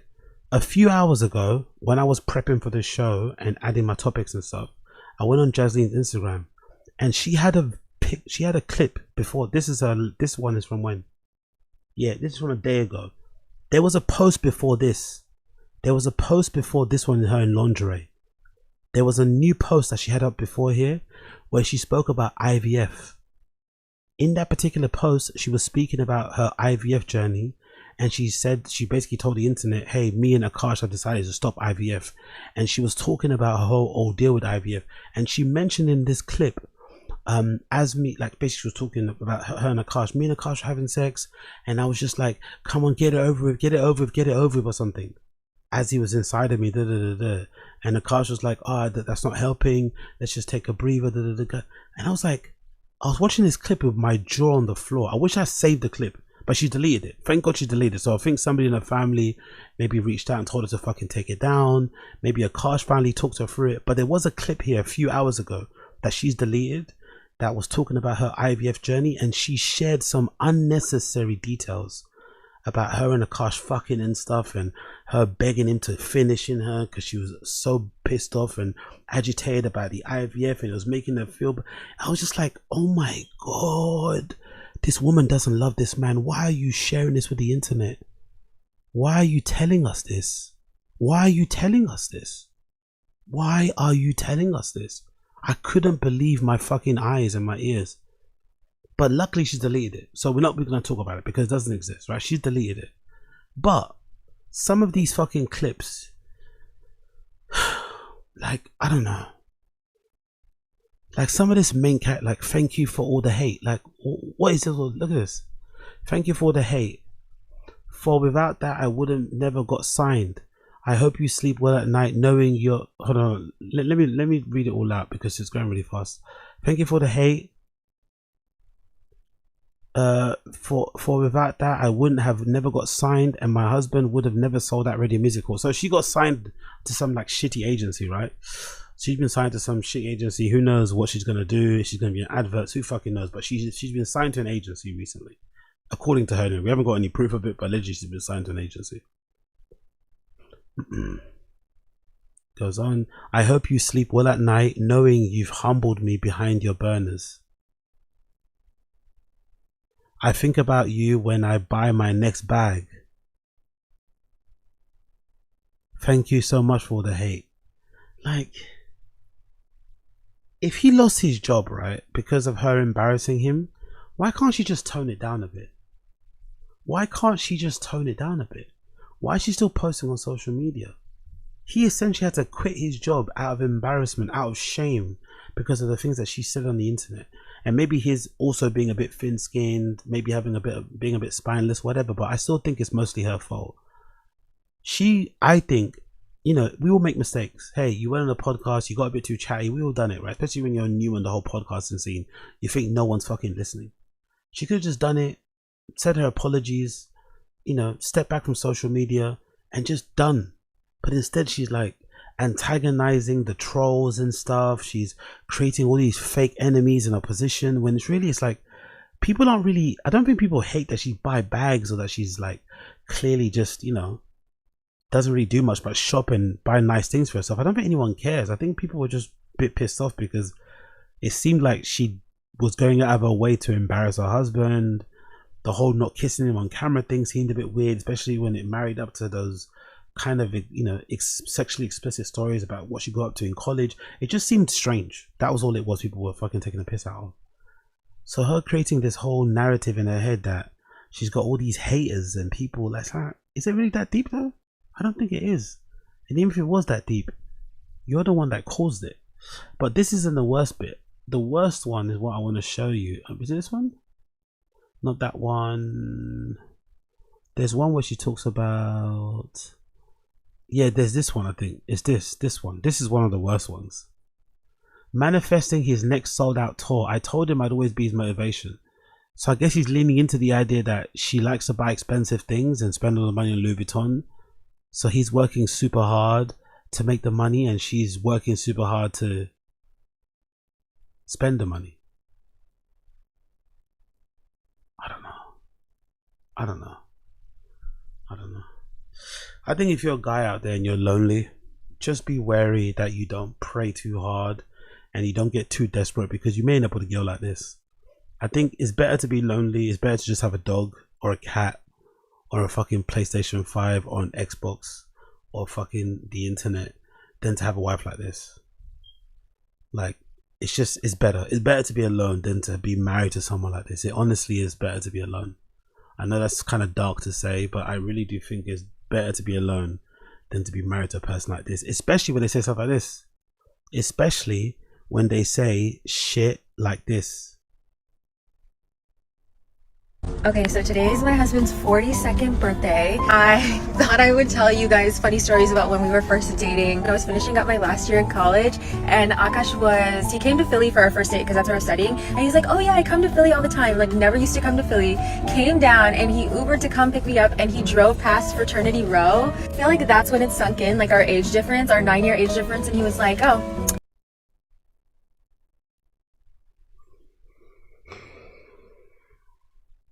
My husband is old as fuck. Again, age difference. Like,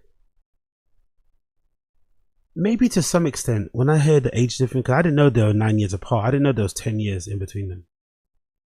But maybe if that's the case, maybe we do have to put some responsibility on Akaash as well. Because what business do you have marrying somebody that's like 10 years younger? What did you expect? You know? What do you expect? Maybe this is, you know? Maybe this is the consequence of marrying somebody 10 years younger. She's in a whole different sort of brain space in life and shit. You know, this is what it is. But again, this clip started off with her saying, we're celebrating my husband, it's his birthday, so let me tell you about how he made it. Oh my god, I can't believe he's so fucking old. Even on his birthday, he can't just get like a nice sweet post. It always has to be like drenched in like sarcasm and in pettiness and in, I don't know, satire and so I don't know what it is, but whatever it is, it doesn't sound nice, you know. Just say happy birthday, you love him so much, thank you for his life he provided me, I can't wait until we build this until we grow our family together, and just keep it moving. Why this story? Why this particular story? And why say it this way? Okay, and then he took me to this restaurant, Sampan. My Philly girls know. He thought he killed it, which he did. It's a good restaurant, but I had been there on a date with the last guy I dated. Again, this is his birthday post. He thought he killed it when he first met me and we went out, but that restaurant he took me to, I already been there with some other guy who was blowing my back out. Some other guy who was blowing my back out took me to that restaurant. And actually when I went there, all I could think about was that guy blowing my back out. Why would you share this? And you know what's really funny? I'm pretty sure, because she keeps glancing over to her left, I'm pretty sure Akaash is sitting in that cab. That's why sometimes I understand why people will criticize me in the comments and say, don't feel bad for Akaash, because I think he's in that cab. I think he's sitting right next to her. She's making this video. He's sitting right next to her while she's making this like congratulatory and also somewhat insulting video praising him and giving him his flowers on his birthday. I think he's actually sat right next to her as she's saying, oh, he took me to this cool place, this cool restaurant, but he didn't know that the last guy I was seeing actually took me there already. Okay, girl. I told him that I went there before and he was like, are you kidding me? Then he took me to Eastern State Penitentiary, which is like an old jail where I think what's his name? Al Pacino?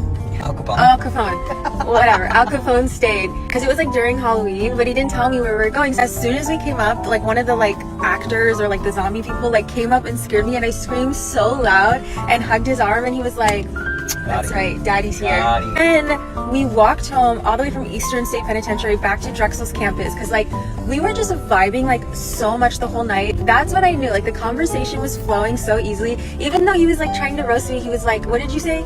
He said makeup artists or con artists. He said something like, I'm not one of those girls that's gonna offer.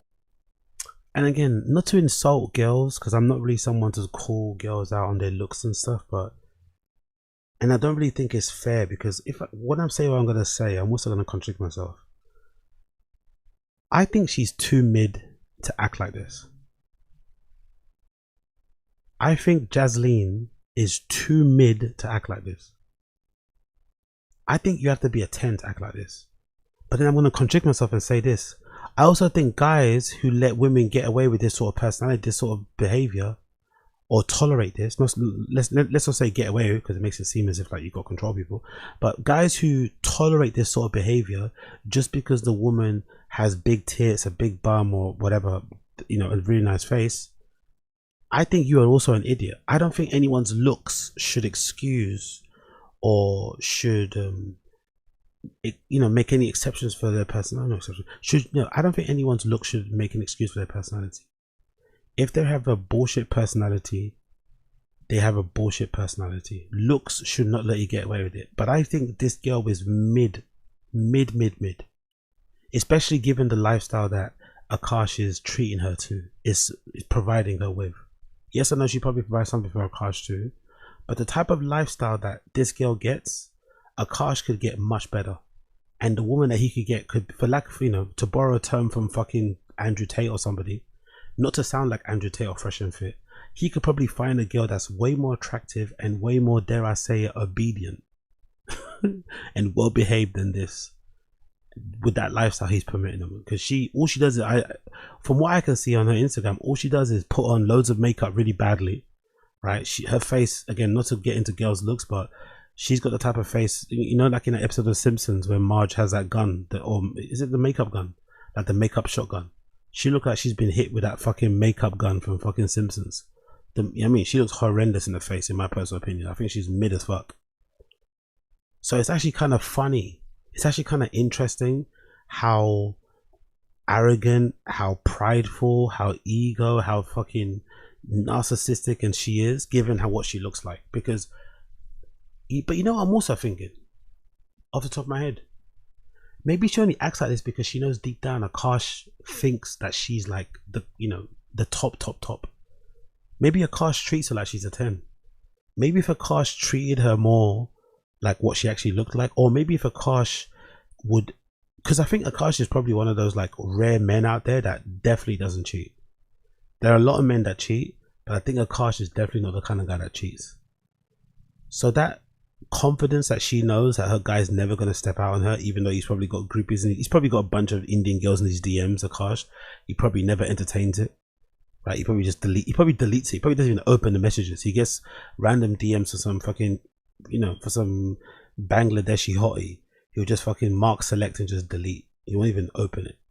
I think that is what's making her act the way that she is. She's too cocky. She's too arrogant because she knows that guy's not going anywhere. He's gonna keep supplying her with fucking Goyard bags and Louis Vuitton and shit, and she's gonna continue disrespecting him. And you know what? Actually, going back to that, because it sounds like I'm saying that she shouldn't back, but I don't really have a problem with her having all that stuff. I actually think in a weird way, in a kind of a cocky way, I think as a man, being able to provide for your woman, your wife like this is actually kind of cool. It's actually kind of swaggy to like retire your wife young, be able to provide her life where she just like, all she does is like shop and look pretty. I think that's actually kind of hot.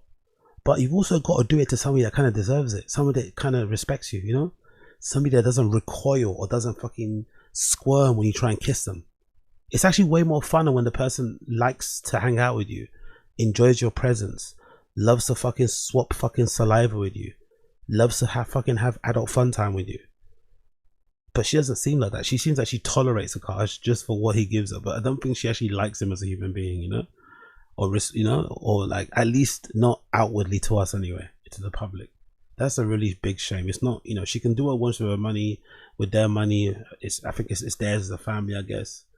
But God, man, why share this story? Why share this? For to pay, right? Like, I mean, I will, just to be polite. He's like, no, don't even pretend. That was tough. Yeah, that was. Oh, and the hostess like really did me a solid. Well, she's like, oh my God, your girlfriend is so pretty. Like, you're so lucky. And he was like, I know, right? Which I... Nah, she's not. She's not. Because Abe Martinez, for Indian girl, she's attractive, but it's a big word. That's not true.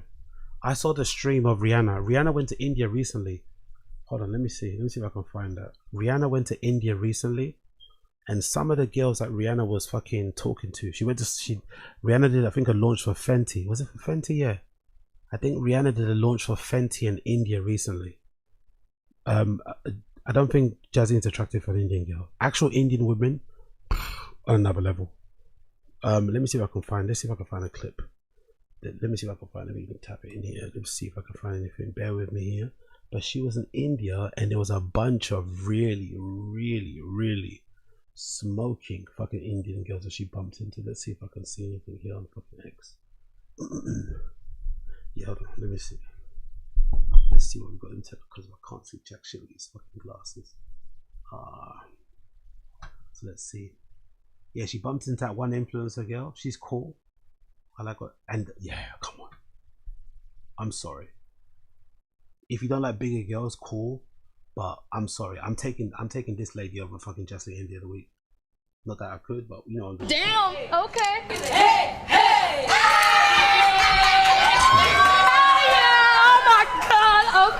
Yeah. Oh yeah. Okay. Okay. Damn. Okay. Hey. And if you want somebody smaller, if you're not into bigger girls, cool. I'm sure you could find somebody that looks exactly like this. That's probably 50 pounds lighter.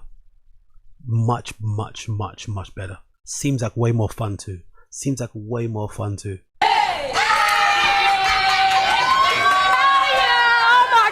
Yeah, sorry, Jaslene's fucking mid as fuck compared to that girl. Let me see any more. Look at this. Another one. That's a cool Instagram girl. What is it? Is there another one? There's more Met Gala shit. Anything more? Come on, man. Come on. Akaash could do way better. Akaash could do way better and have somebody that actually fucking likes it. But hey, I guess we all choose who we choose, innit? I guess we all choose who we choose. That was such a good response because, like, if you shy away from it, it's kind of like, ew, you know? But he was like, oh yeah, I know, right? And I thought that was like so sweet. Like, it had been the first time that I was actually excited to go on a first date with someone. There was just like butterflies in the air. Did you have a job in Deloitte or something like that? Oh yeah, no. Yeah, but Koila, I'm a little white guy. I'd need a forklift certified again to handle all that. Yeah, me too, mate. I don't think I got enough meat for that. I'm not gonna lie. You and I both, Koila. I don't think I've got enough meat for that either, bro. I don't think I've got enough meat for that either. What's her even name? IG model Najim. Let's see. Is she on social medias? I don't think I've got any meat. I don't think I've got enough meat for her either. I'm not gonna lie.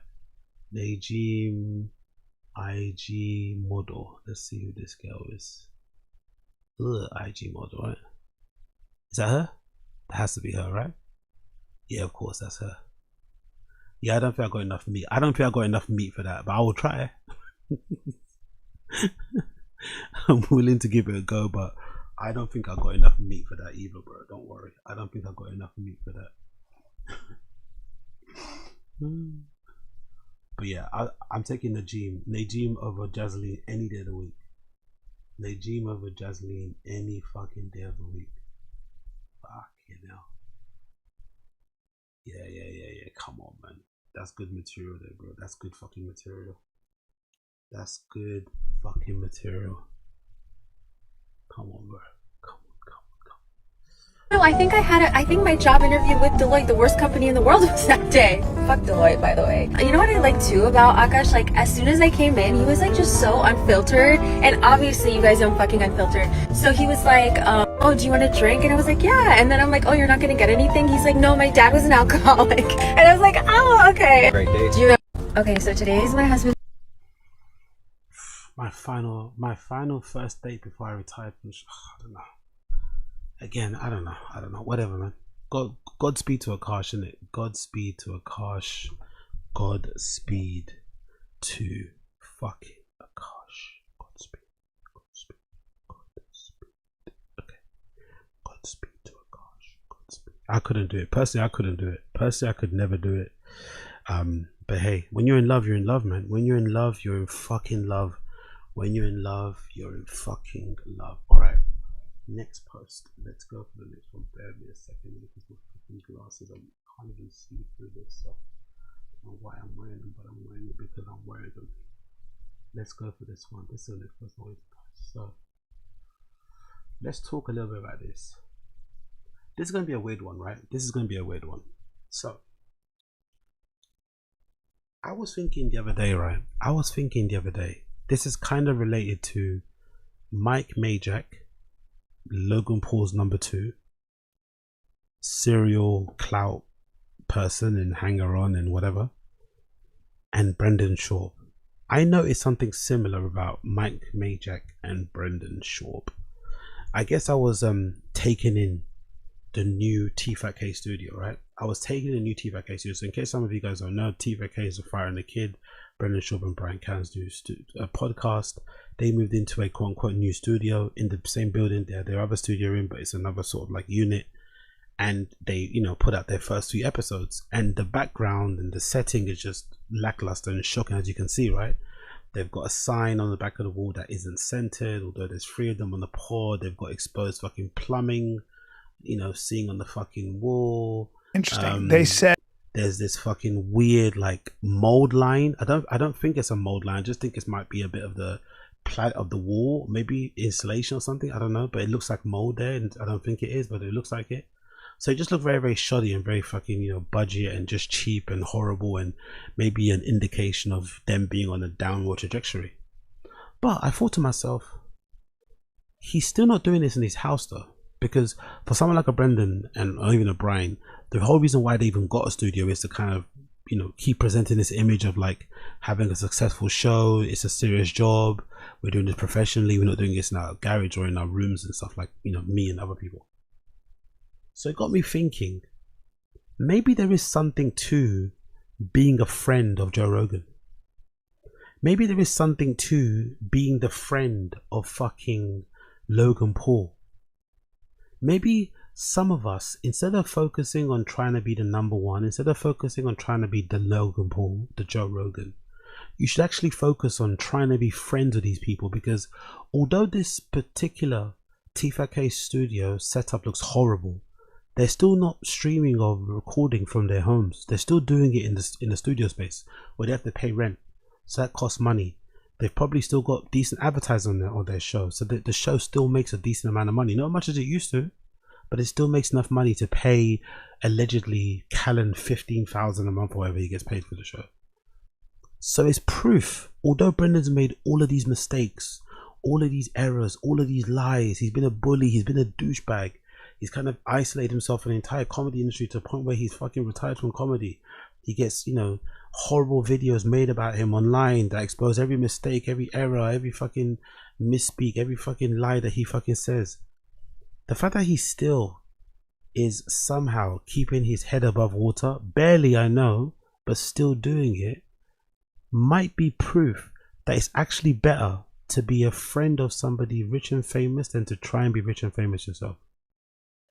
Instead of trying to be a Rogan, being friends with Rogan all but guarantees you never have to work a regular job in your life. And that would probably be that's the lowest it could get for Brendan, which he would never allow. So he's never probably gonna ever have to get a 9 to 5 simply because he knows Joe Rogan. That introduction to Joe Rogan has allowed him to still have a podcast career all these years, despite the dwindling views, the change in sentiment, the abundance of haters. Nothing has really changed. No, something's changed, but overall his life hasn't really downgraded that much. Yes, the next mansion might not be as big as the last one, but it'll still be a fucking mansion. He won't be living in a fucking apartment block or some Section 8 housing. He will still be in a pretty decent spot. And then you look at somebody like a Mike Majlak sharing this story about him making what, 30,000 to 70,000 on brand deals every video. And then you think to yourself, like, I don't think I've ever seen a Mike Majlak video in my life. Not to be offensive to the guy. I don't think I've ever seen a Mike Majlak video in my life. But according to his clip, he was making 30 grand to 70 grand per video. Now, I don't think he's making those monies because he's super intelligent or has super insightful thing to say. Not to be offensive to the guy, I don't know him. But I very much doubt he's making that kind of money from those videos because he himself has very smart things to say. He's probably making that money because of his association with Logan and those brands thinking that if they do a deal with him, that would get them close to Logan.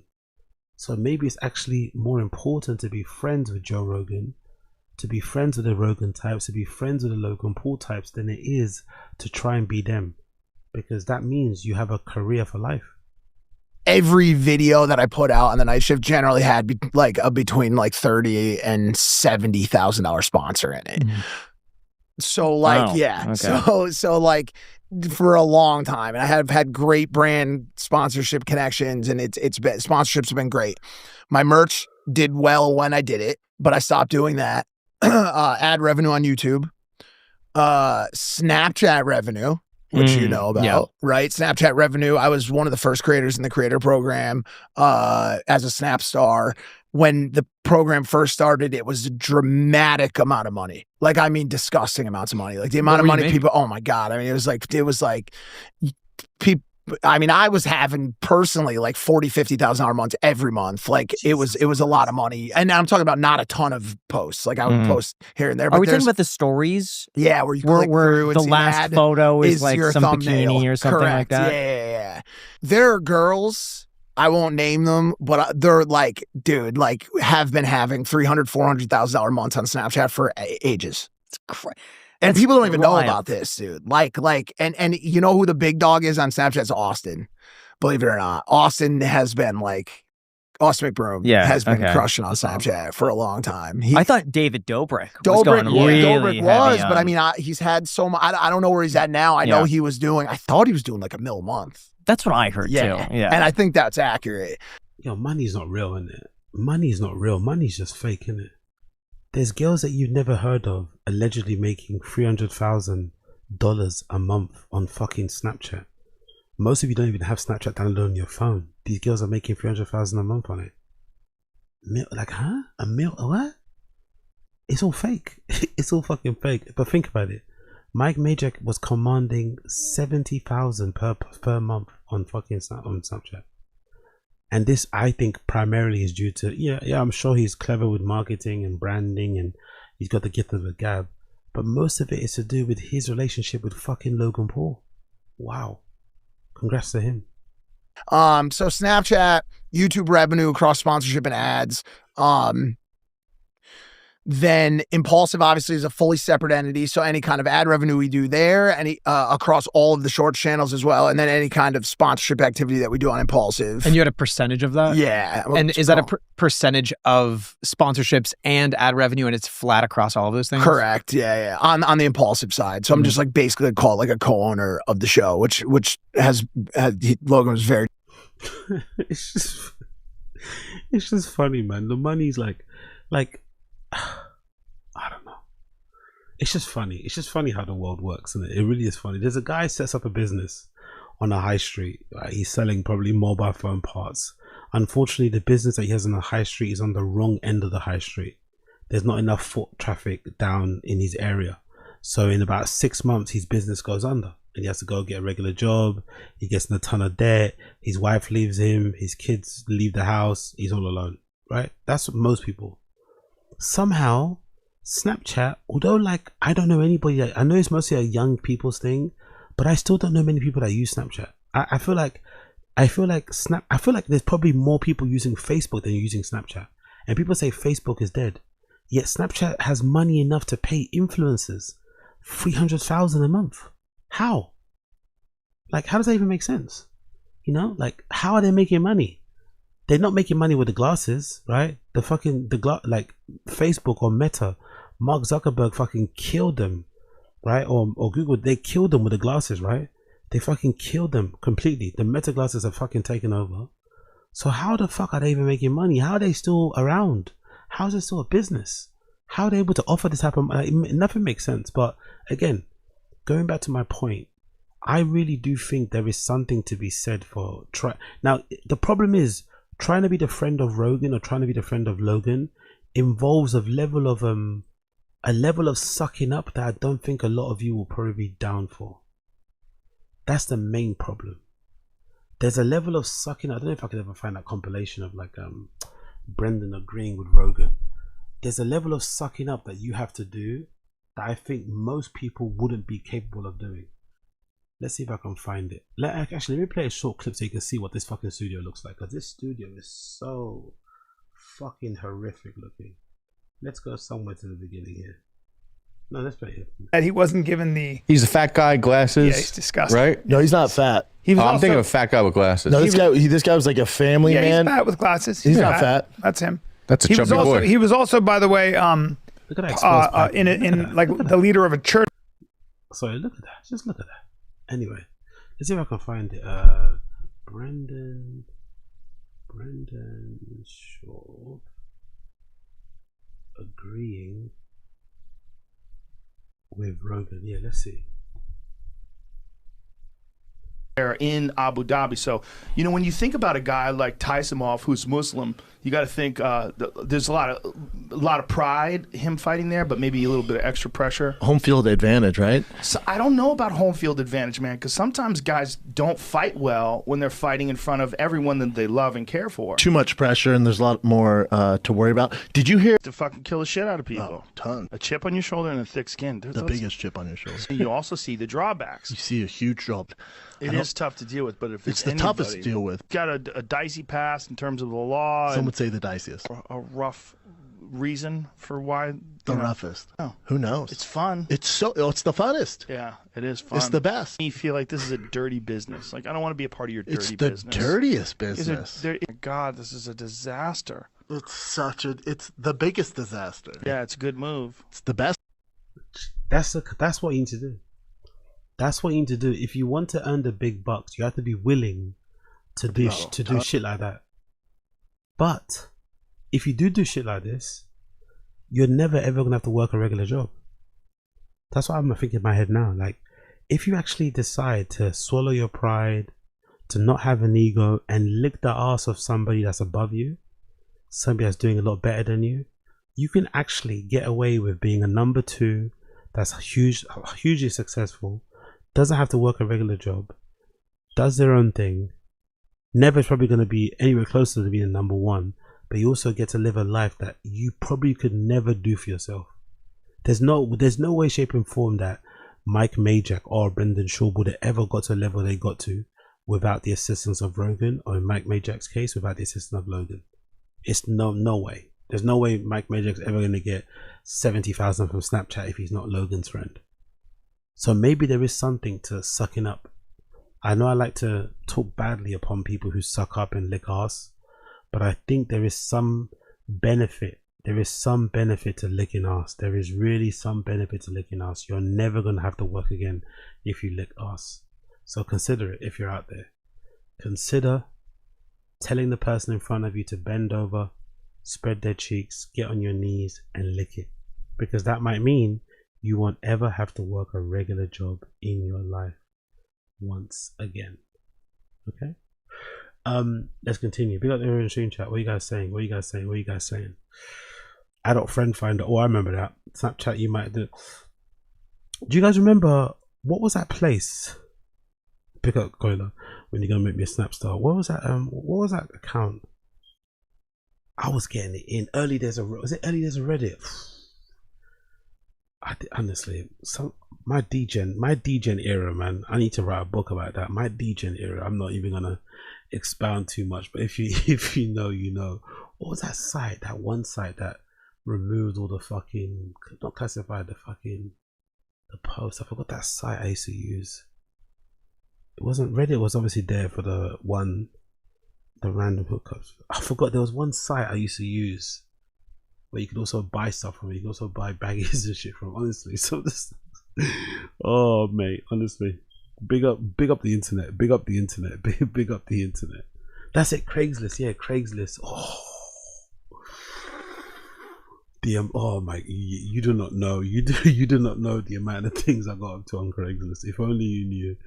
If only you fucking knew the amount of degen activities man got up to on fucking Craigslist, man. Jesus fucking Christ. R.I.P. Craigslist, man.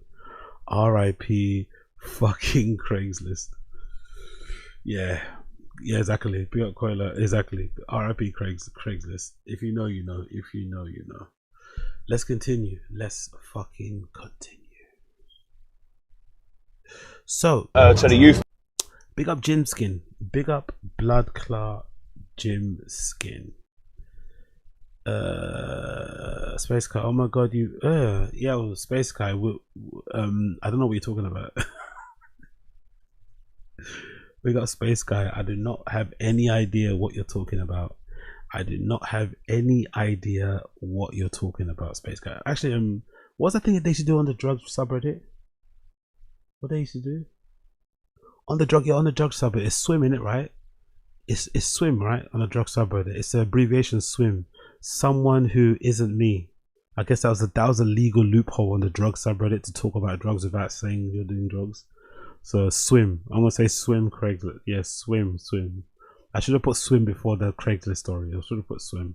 Someone who isn't me. Swim Craigslist. Swim Craigslist. R.I.P. R.I.P. If you know, you know. If you know, you fucking know. Let's continue. Big up Gymskin. Big up Blood Clot Gymskinny. Gymskin's been getting some criticism on the internet because of his collaboration with AU Vodka. I guess because Gymskin's image and brand is so wholesome that people were kind of surprised that he would link up with a liquor company, a drinks, vodka company, Charlie Sloth's AU Vodka, because, he doesn't really seem like the type that does that. But he has made it very clear, which I like about Gymskin. He doesn't do any drugs. He stays fairly clean from Monday to Friday. On the weekend, he has a bit of vodka. So because, our AU or whatever, they make vodka, so it seemed like a standard link up. Now, the only thing I don't like about this AU Vodka link up is that Charlie Sloth is a little bit slimy, a little bit greasy, a little bit cheeky. Charlie Sloth found out that Gymskin likes vodka, so he got him to come down to his factory or his off headquarters and shit, and he gifted him, quote unquote, gifted him with a kitted out van, right, Sprinter van, for him to kind of go back and forth streaming places and keep it for the year. But the van he gave him is wrapped in gold foil. So it matches the bottles, right? It's wrapped in gold vinyl foil or gold vinyl with AU Vodka all over the van. So it's a gift, but it's also a marketing branding thing that he's kind of forced Gymskin into. I'm sure he's paying him money, so it makes it okay, but it's a bit cheeky. I thought all that stuff was a bit cheeky. But regardless, for some reason, Gymskin's fans are freaking out about him drinking vodka. I think people on the internet need to fucking get a grip and grow up. And I think Gymskin handled it perfectly here with his response. Damien, I'm not promoting nothing to the youth, my bro. I go out of a weekend and I don't do no drugs. I actually do like a drink, and the only drink I drink is vodka. And AU turned around and went, look, if you drink vodka, do you want to come down and try a vodka? We went down to try it because I have a drink every single weekend since I started live, and everyone knows that. I love a little bit of a drink on a weekend. I don't class, or I don't actually tell anyone to drink. It's just because I don't do drugs and I work 7 days a week. And sometimes I like a little drink of a weekend. So AU try our vodka because we see that you drink vodka, and then we went down there, actually treated us to use one of their vans, which was nice, sort of good for them, good for us. But yeah, I don't really promote anything, my bro, but I do actually drink vodka on a weekend. I have done since I started live, my brother. Same way tonight, I'm probably going to go to the event. I'm an adult, have a couple of little drinks, have a little relax, but drink responsibly. If you're someone who's never tried alcohol, then I probably would never drink alcohol if you've never tried it. But because I don't do drugs, I have a little drink of a weekend. That's kind of just what I do personally, but I don't actually guide or promote anything to anyone. That's the shitty thing about being famous or about being successful, especially on social media. It gets to a point where you have to start explaining yourself to your audience. That's one of the only drawbacks to being successful and being famous and killing it the way Gymskin's been killing it. You get so big that you feel like you're accountable and you have to explain yourself to your audience. Like, get fucked if you think I'm ever going to fucking explain myself and justify my fucking decisions. This is a nonsense. I understand he's got a fairly wholesome image and he's one of the rare good streamers out there who doesn't do anything annoying, or he's not a nuisance. He's super respectful and nice to everybody that meets him and stuff, and he generally just is a good influence, I think, on social in terms of how he carries himself. But for fuck's sake, really? Trying to hold his feet over the fire because he's quote unquote promoting vodka? He's a grown-ass man. If he wants to have a drink, he can have a drink. If he doesn't want to have one. If anything, I much prefer the fact that the drinking isn't a big part of the streams anyway. He might be out having a drink, but it's not like he's like these other guys, like the HS TikTokers and the likes, who, like, once they get fucking on it, it becomes a whole thing. It's about how fucked up you can get. He's already a big personality. He's pretty fun anyway. The drinks is just him, something he wants to do because he wants to do it. I don't really see the problem with it. Like, everyone in the internet needs to grow up. If you don't like the drink promotions thing, just stop watching it. But like, trying to police him and trying to tell him what he should be doing and shouldn't be doing, and what isn't a good bad influence, like, come on. Also, it's social media's internet shit. Maybe get your influences of people you should look up to from real life. Maybe look to your parents, look to your family, look to notable people in fucking history, than a fucking random kick fucking streamer. Like, it really isn't that deep. Enjoy the fucking content, do the fucking shoulder shuffle, and keep it fucking moving. Everyone out here telling people how to fucking live is fucking annoying. It really fucking is. It really, especially when you think about the amount of degen stuff people are doing out there. Gymskin is the least of your worries, in my opinion. But hey, what do I know? Absolutely nothing. But he is out there having a good time, though. He is out there having a fucking good time. Unfortunately, his hair wasn't having a good time. Hey, bro, I don't know what to do about my hair, bro. I don't know what I'm meant to even do. I'm gonna get a picture with that. Oh, brother, I can't run that. I can't run that. He's actually getting really annoyed too. He doesn't like it when his hair moves. For whatever reason, he does not like it when his hair moves. Well, he likes it when it moves here, when he's shuffling in the car, though, doesn't he?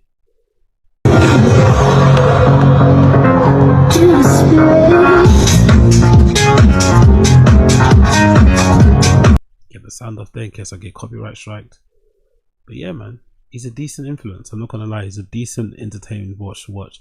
It's nice to watch a streamer that isn't all about fighting and embarrassing girls in public and shit and being a nuisance and annoying shopkeepers and staff everywhere, you know, just chilling, having a good time with his brother, with his friends. It's fun, it's harmless. I like it, I don't mind it.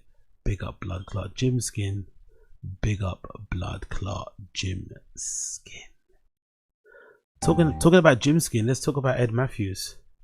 There's a story out there about Ed Matthews and why he ended his marathon stream. Some people are saying that it could be led to the girl. There was this one girl he was on stream with the other day who allegedly is the daughter of some prominent Israeli person or somebody in government or somebody that's associated with Epstein. I don't know, something high up and something shady, something dark. And I guess she was saying certain things on the stream. He was saying certain things on the stream that may or may not got him in trouble.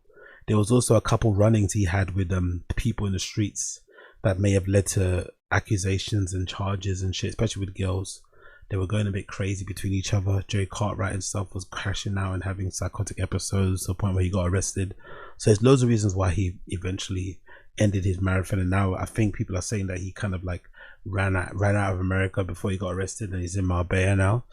But this is one clip that's going viral of Ed Matthews realizing that his nose is starting to collapse due to unknown reasons.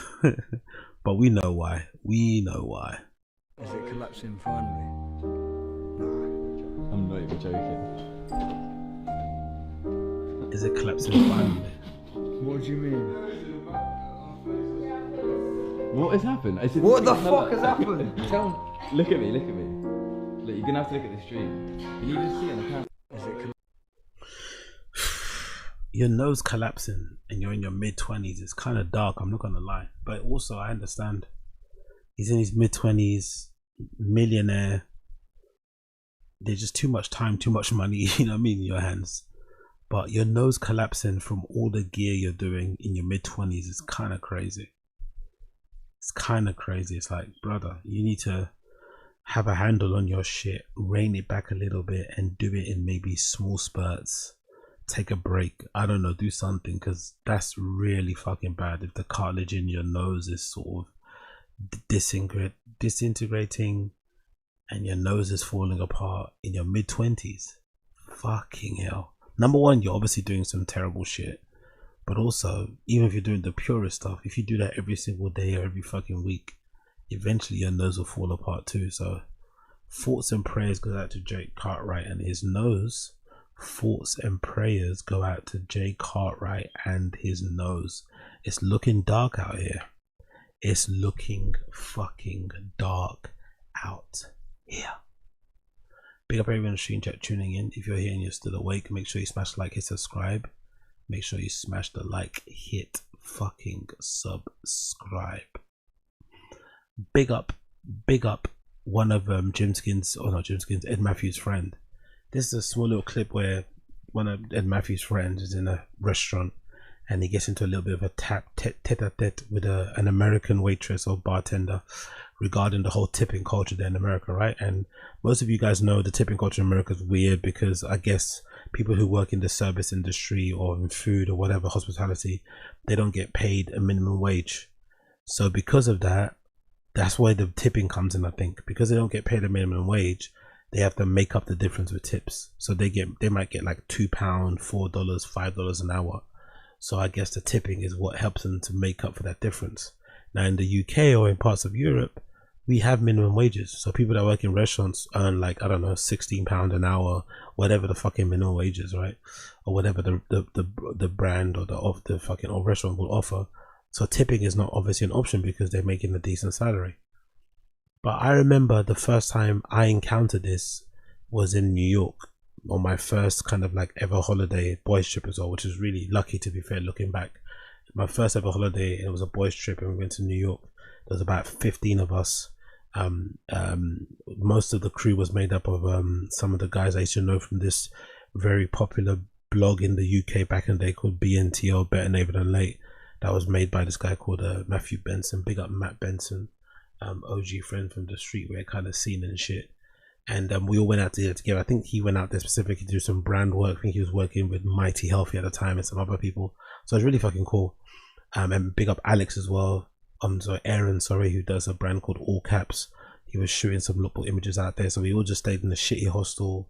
We were drinking 40 ounces and shit, running around like we were in fucking Just Kids or something. I don't know. It was fucking dumb. It was fucking dumb, but really fun. But I remember we went to a bar in New York and we were all in there, right? 15 loud, rambunctious London lads, 18, 19, just full of fucking ejaculate, right?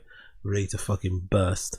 And you know, the bartender decided to get annoyed with us because we were like paying for drinks and then taking all our change, which is not a thing to do in America, especially not in New York. We were buying our drinks. When we got given the change, we took it all and put it in our pockets. We buy another drinks, we took the change. You know what I mean? There was no giving us a tip. Keep this, keep that. So I remember, as per usual with me, the bartender I had was this really sassy gay guy who really called me out, made me feel super embarrassed, but also it was a teachable moment. Like, hey, you know you're meant to pay. Like, I don't know what they said, but something very snappy and sassy and kind of insulting. That kind of hurt my feelings. And that was my education. That's when I realized, oh, you got a tip. And obviously throughout the entire trip, I then was tipping everywhere. I was like throwing everyone fucking $5 and $10 and shit. But this is definitely not a thing in Europe. It's definitely hard to kind of get your head around because everyone here gets paid like a decent salary. So why would you give them a tip? And it doesn't make sense. But in the US, this is like a thing, isn't it? All right, see the whole tip system. In the UK, we don't really give tips, though, right? We don't really do that. But I'm happy to give you a $1 tip as long as it goes to you, all right? Not the fucking bold manager in the back, all right? Steve Jobs, motherfucking ass, all right? If that dollar goes to you, I'm happy to give you $1, all right, for the great service. Will it go to you? Commence the $1. All right, see the whole... He's acting like he's giving her $100. That's fucking brilliant, though. I'm happy to give you the $1 like he's giving her fucking $1 million. What a legend. What a fucking legend.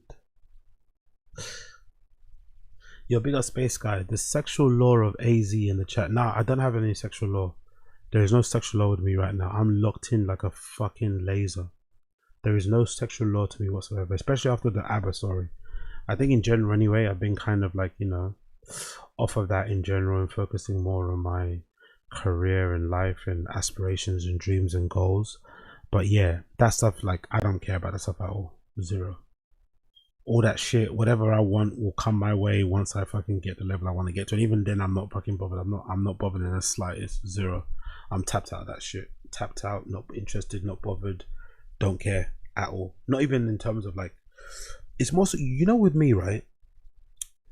I'm tapped out more so because I just don't want to be bothered and I don't want to be bothering anyone else. I think that's it.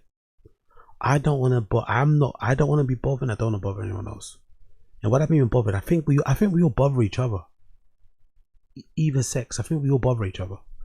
No one's really sure what they want. They're trying to figure it out along the way. No one's really honest about their intentions. Some of us don't have emotional maturity to deal with things. We're all struggling with our own individual stuff that we're then pouring into the relationship, and the relationship becomes like a crux to get us out of bad.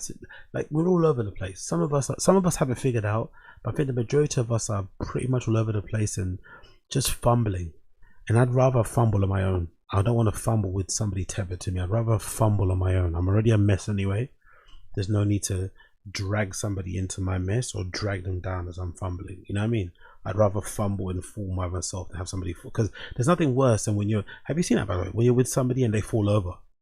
there's nothing worse when you're with somebody that you love and they fall over, they trip. You feel so bad. It hurts you because you want to be like, you want to fall over for them. You want to take that fall. You want to be their fucking cushion. You know what I mean? But there's nothing you can do. They just tripped and they're in pain or they're crying. It's like, oh. So yeah, I don't know. I think there is no law. I have no law. I've just, you know what I mean? I'm a virgin. I have no law. Big up Space Guy, but I'm a virgin. I have no law. I'm a fucking virgin. Call me Virgin Aggie. Call me Aggie the Virgin. Call me Aggie the fucking Virgin. That's what I am. Cool. Moving on. Let's talk a little bit about. Can I see it? Why can't I see my eyes? Where are you? Let's talk about Berghain. Where is it? There you go. Oh no, there is it there? Where is it? No, there it is. Cool. So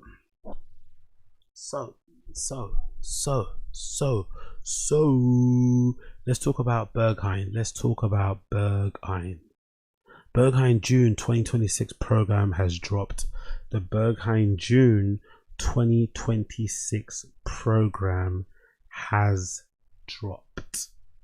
And I'm pumped to see what they have, because June's a weird month because all the festivals are popping off and most of the DJs that they'd want to play are playing in all other places around the world. So usually I find that even though Berghain's probably the worst place to be in when it's the summer months, because Berlin summers are crazy. You know how I was complaining in the beginning about England not having good summers? Berlin has really good summers. They have really nice summers. Like, it's really hot over there. So I can't imagine a worse place to be than in fucking Berlin during the summer. It must be so disgustingly hot. And they don't believe in aircon the same way we don't believe in aircon here in London. So you're just boiling. So yeah, but I think programming wise, it's probably a really interesting time to go. It sets a really interesting challenge for the programmers, the door pick, whoever, not door pickers, but the programmers and whatever people who are in charge of Berghain to put a lineup together. Because a lot of people that they'd want to play are playing in festivals around the world and preoccupied in other things they're doing. So they really have to get creative in terms of who's going to play. So let's see what they have for June. Big up Berghain, big up Panorama Bar, big up Berghain, big up Panorama Bar. So June 2026 program just dropped. First event of the month. They've got an event called Big Brave on the Wednesday the 1st of June. Big Brave playing live alongside Kuntari. On the Thursday, Awkward Social alongside, on the Thursday, right, in Saw with OM, Theorem, DJ Carlita, Meal and Nsaka. On the Friday, you got an Atelorama night. Atelorama. I love a bit of Atelorama again. You got Eldon Tyrell, Fred Ventura, someone called Furotica, Melanie Heavens, Patty Vapor, Secesto Senso, and The Hacker. Oh, The Hacker's always great. That's a fucking good night already. The Hacker's fucking brilliant. Big up fucking Miss Kitten as well. On the first club night of the fucking month, on the 6th of June, the 6th of the 6th, 2026. Special day, by the way. The 6th of the 6th, 2026. Very, very special day. You've got Barker, Chammy Face back to back. No, Chammy Face to face with OPH. I don't know what that means. Then you got Dash. Is that just a DJ's name? Okay, really long and weird but fair. You got Dasha Rush playing, Don Williams, Mame, Sonhan, Steffi the legend, Panobar. You got Lakuti, kind of a resident there now. Mopi, really? Isn't that the girl that used to be a footballer? Asian girl, right? That DJs. Isn't that what I'm thinking of? Or is somebody else? Oh no, it's not. Okay. Isn't that her name, Mopi? It's not. It's a dude. It's an Asian dude. There's like an Asian girl that was like a footballer that DJs as well. That's got, I think, a similar sounding name. Okay, maybe I'm wrong. It's also a brand of shoes. Okay, big up Mopi. You're also named after shoes, or the shoes named after you? Who knows? Then you got somebody called Naomi, Sugar Free, Tijana T, who I fucking love, Virginia, and Yamon. That's the first club night of the month. Then you got a Weirdos night. They're back again. Weirdos with LO Snake might as well be a resident, isn't it? She's always fucking playing there. She must be a fucking resident now. Thursday 11th, you got Weirdos, Eli Akula, E-Man, Iro, LOL Snake, Nukes, and someone called Rakans. Friday you got Hyper Soft Night, Carl H, DJ Teeth, Inner Lakes, Noun, SONS, and TPR. On the Saturday, you've also got, following Saturday and Friday the 13th, who we got here? Bestie Hera, Decoder, Jesse G, Maron. Ooh, a nice popular night this. Richard like a Penguin, big up him. Rod had Panorama Bar. You got Ben Clock playing Panorama Bar. Really? A Ben Clock house set. Interesting. Chloe, Edward, Malika, Xiaolin, somebody called Josu, I think, and in the Lone playing live in Source going to be live as well. That's a nice one. I think so far the standout might be the 13th. Wednesday you got an agriculture night. Don't know much about that. Pure Space Night, Andy Garvey, Command D and Nelly. Finest Fridays back again on the 19th with Fire Presents In Glass, Christian AB, UK Legend, Fadi Moham, Seprata and Tasha. The 20th you've got Crimey, Helena Half. Oh, this is a good one. June you got Crimey, Helena Half, Leah Ochi, Marie Moxteria, Soundstream, Victor, Yellow Uhuru. Oh, this might be one to kind of go to. I'm not gonna lie. Look at this lineup. That's Panorama only. Look at Berghain. You got Chonte, DVS1, Elissa B, Quartz, LOL Snake, Natasha, she's playing twice this month, lovely. Natasha Vogan and Trunket. Might have to reach that one if possible. Oh, Orville Peck. Orville Peck's playing in Berghain. Nice. In the actual Berghain fucking main room. Orville Peck. Oh, the gay guys are gonna be the gay guys are gonna be leaking because the gays love Orville Peck. The gays are gonna be leaking in Berghain. They're gonna be so happy. No wonder it's sold out, by the way. It says it's sold out. No wonder it's fucking sold out. They're gonna be so happy. He's gonna fucking kill it in there. Interesting, isn't it? You wouldn't think his music would be set in there, but I'd imagine someone like an Orville Peck has probably been to Berghain anyway, right? He's probably been there anyway, but his music doesn't really give me Berghain, I'm not gonna lie. But yeah, that'll be a vibe. Then you got Harmony Rec Night on the 25th, Alfred somebody, and IU Georgia Bird, and somebody called Cora. On the 26th you got a Tild Night, DJ Dustin, Molly, Moritz von Oswald, Paquita Gordon. Saturday 27th you've got Darwin, Deca, Intravision, Marie Julie, Orgazon, Quells, Quelza, Sevda, Arm DJ, Cosmo, Glacier Lusterwork, Galligos, Lady Monix, Rumi, Debres, and Zombies in Miami. Oh, okay, there's too many good options here. I'm not gonna lie, this is a really good lineup. Big up the fucking programmers and the production people and the fucking lineup people, whoever they are, because they pulled this one out of the bag, mate. June's a hard month to get good lineup, but they done it. So off the off rip, Itella Rama is definitely a standout in my personal opinion. Itella Rama is definitely a fucking standout, mostly for the Hacker. I love the fucking Hacker. Got a fucking album with what's his name, with Miss Kitten that came out a while back. That's fucking banging. But the Hacker's the one. What's a recent record that he's got out on his SoundCloud? The Hacker is definitely the one. What's this one? There's a remix. There's a Fiac remix for Mechanic Lover. Let's play that one with Miss Kitten.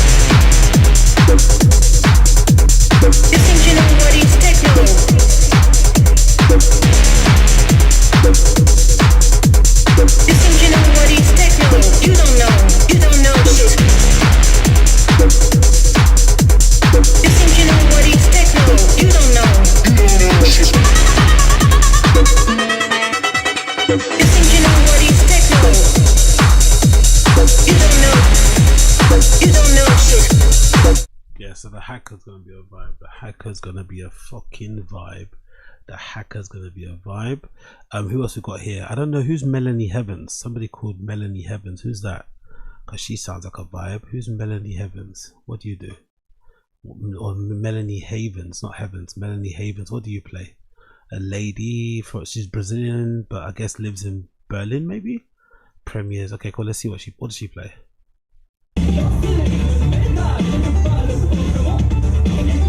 Okay, you wouldn't guess it based on her image, isn't it? I don't mind that, by the way. She's got a fairly gothy, dark image, but she plays like what, Italo house, Italo disco, and maybe EBM and stuff, electronic body music. I don't mind that. That's quite a nice look. I quite like that. She kind of looks like a goth chick, but plays a lot of very sprightly, loud European disco music.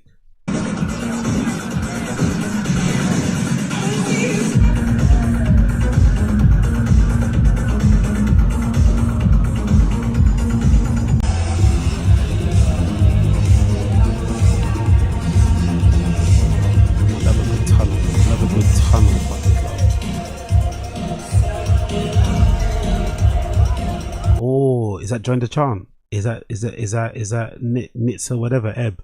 I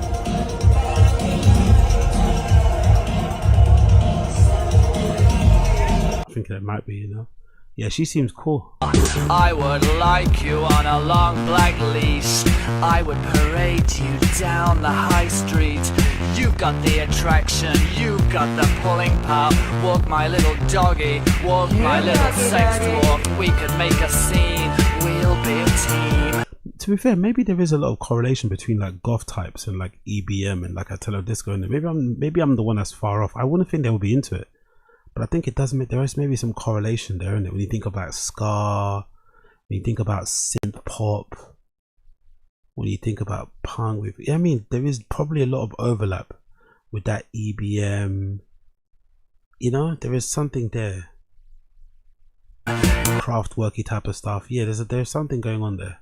Making the headlines sound like a dream. When we hit the floor, you just watch them move aside.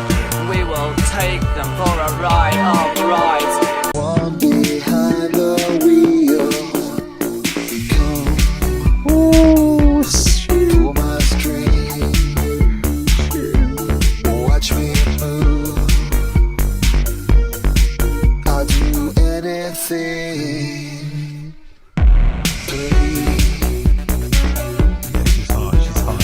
Yeah, definitely go to this one. Definitely go to this fucking night. This is the thing. Forget all the obvious ones with the Marons and the devious ones. Go to our Telerama, man. This is gonna be a vibe. Come on.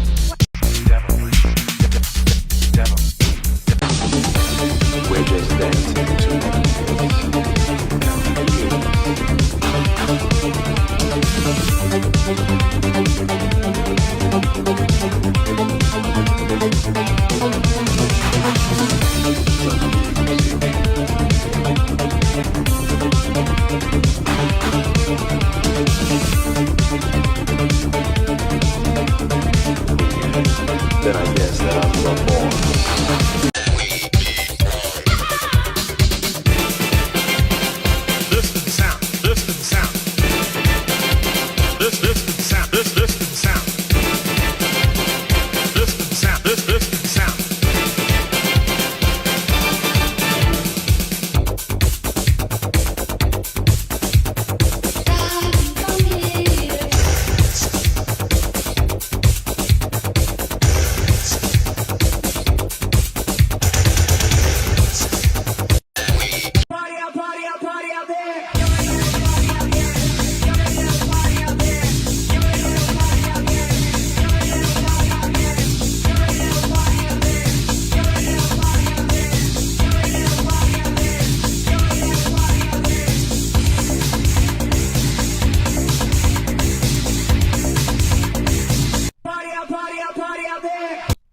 absolutely killing it. Absolutely killing it. So yeah, Melody Havens sounds like she's gonna be a vibe. So I definitely recommend, if you care about my opinion at all, I definitely recommend, forget all the other ones that are bait everyone's gonna go to. This is my pick for June, the 5th of June. Itelorama featuring someone called Eldon Tyrell, Fred Ventura, both playing live. You got somebody called Forotica, Melanie Havens, Patty Vapor, Sesesto Senso, and the Hacker. Actually, who's Patty Vapor? Let me see who this is. Who the fuck is Patty Vapor? Me not know who Patty Vapor is. Who's Patty Vapor? Another one of those kind of goth looking ones who likes EBM, I think. Let's see, what does Patty Vapor play? What do you play? She was at Lone as well, radio station. What's she doing there?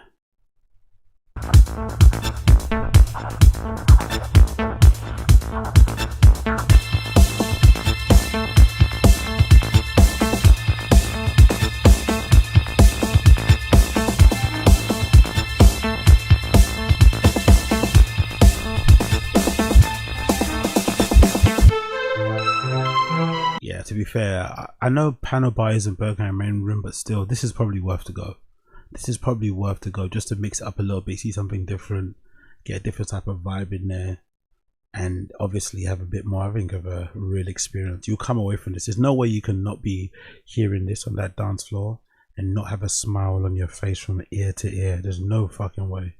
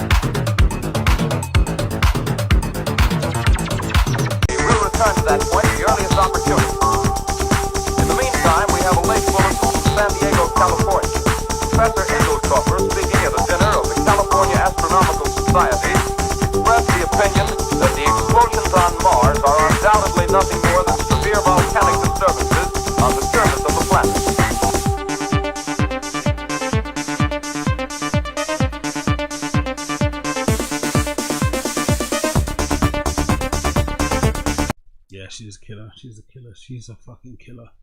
Big up Patty Vapor. Who else do we have here? So yeah, I recommend that one on the 6th, and I'd say the other one I'd also recommend is this one. This one's pretty sick. Quite a lot of women on here, and it's gonna be a fucking vibe, especially with Devious One main room. Mary Mox Terrier playing fucking Panel Bar. Helena House playing Panel Bar. Soundstream playing Panel Bar. Sha, sha, sha, sha, sha. Absolutely incredible. Actually, let's see. What's Miss Mary Monk's Terrier been on? What's she saying lately? What's she been saying in terms of vibes? Because she might be a fucking vibe to check out. By the way, that's not her, is it? Is that her in blackface or something? That's not her in the main image there, isn't it? Who's that? Who's that lady? Marie's out here in fucking blackface and shit. Love to see it. Let's see. What clips do we have here? Recent clips of her playing. Is this a recent one? That's 2025. Is this recent? Yes, it's recent. 3 days ago. Let's see what type of time she's on. Boom, boom, boom.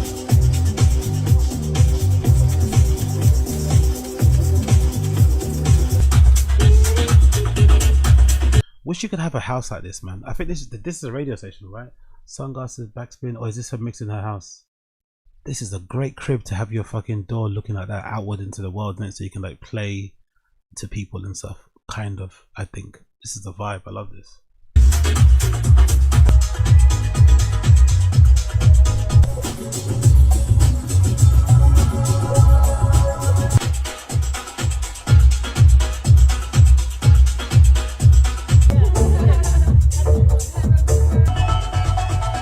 Okay, what's another one we got here?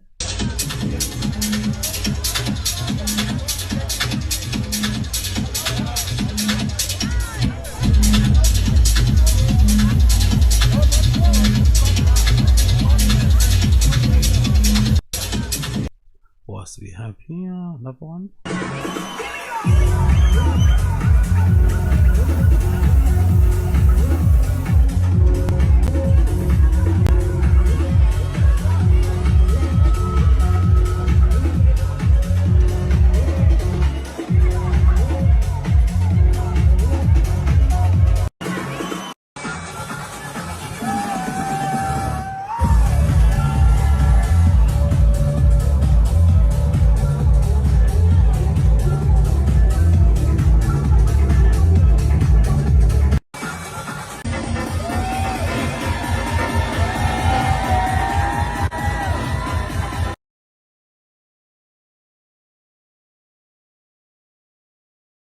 Fucking hell, mate. What type of peptides is she on, eh? I gotta ask her. Next time I speak to Maria Monk's Terrier, I gotta fucking find out what type of peptides is she on. Look at that arm. That's what I need, mate. What type of fucking peptides is this lady on? I need whatever she's on, mate. Whatever protein she's yamming on, whatever peptides she's injecting into her forehead, I need that. Cause look at her left arm. God damn.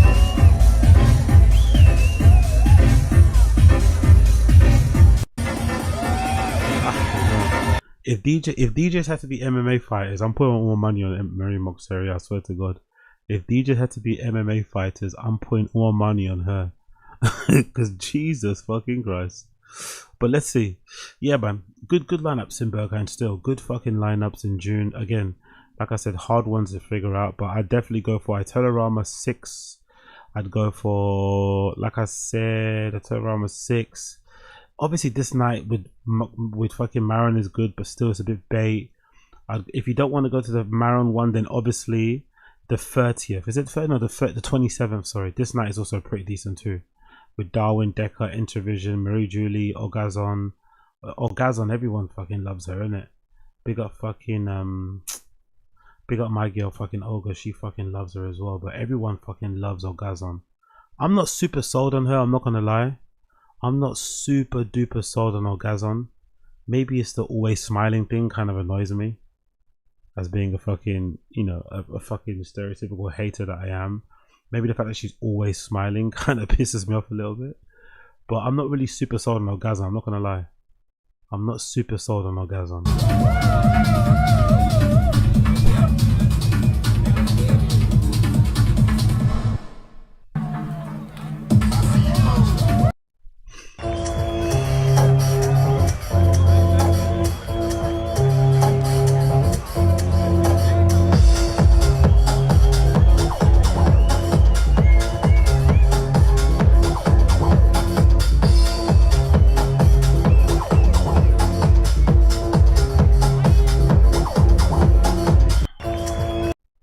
Yeah, I don't know. check it out, I guess.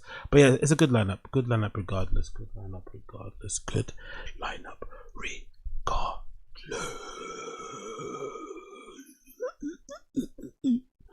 Cool. Big up Berghain. Big up Berghain. Alright, cool. Next thing I want to talk about here, before I quickly gotta jump off and do a little change.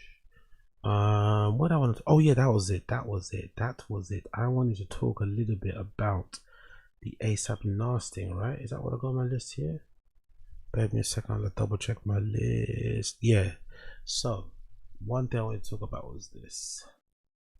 Where's the ASAP Nast thing? Bear me one more second. Yeah, I know I'm being a little bit shitty, but yeah, cool. There we go. So have you guys seen this story? Curtis just stay grounded regarding ASAP Nast stealing a jacket.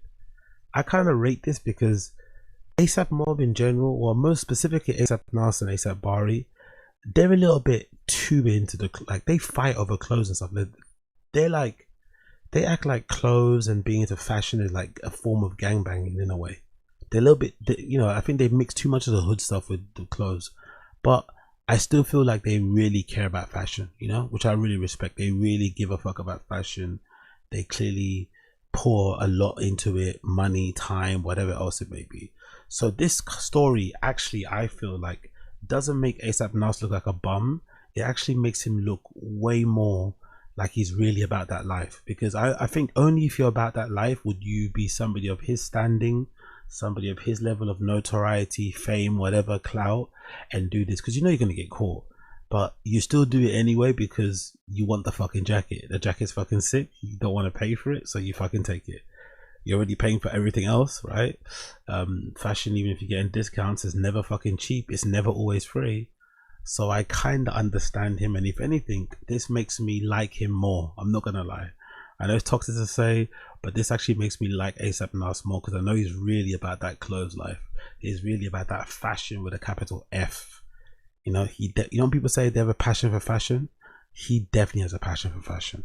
Courtesy of Stay Grounded, ASAP Nast responds after he was accused of stealing a jacket. Great picture, by the way, they use of him in the fucking thumbnail Stop Snitching t-shirt. ASAP Nast responds to brand owner accusing him of taking a jacket without paying. The jacket's fire though, to be fair. The jacket is really nice. The hooded sweatshirt he's got on there.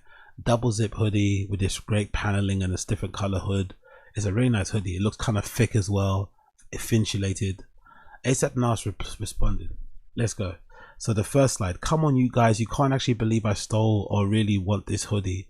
This is absolutely insane, man. Love you guys for real though, and wish you all the best in life. I promise you by tomorrow afternoon you guys will have it back on your possession. You have my word.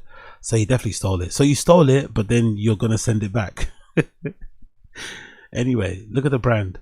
We got invited to be a part of a group show at Alice Hollywood by our friend Peace whatever for his birthday art celebration. The night of the event was beautiful, and after it ended we were told our stuff was safe there overnight, so we left some pieces to pick up the next day. Next morning, one of our jackets is gone.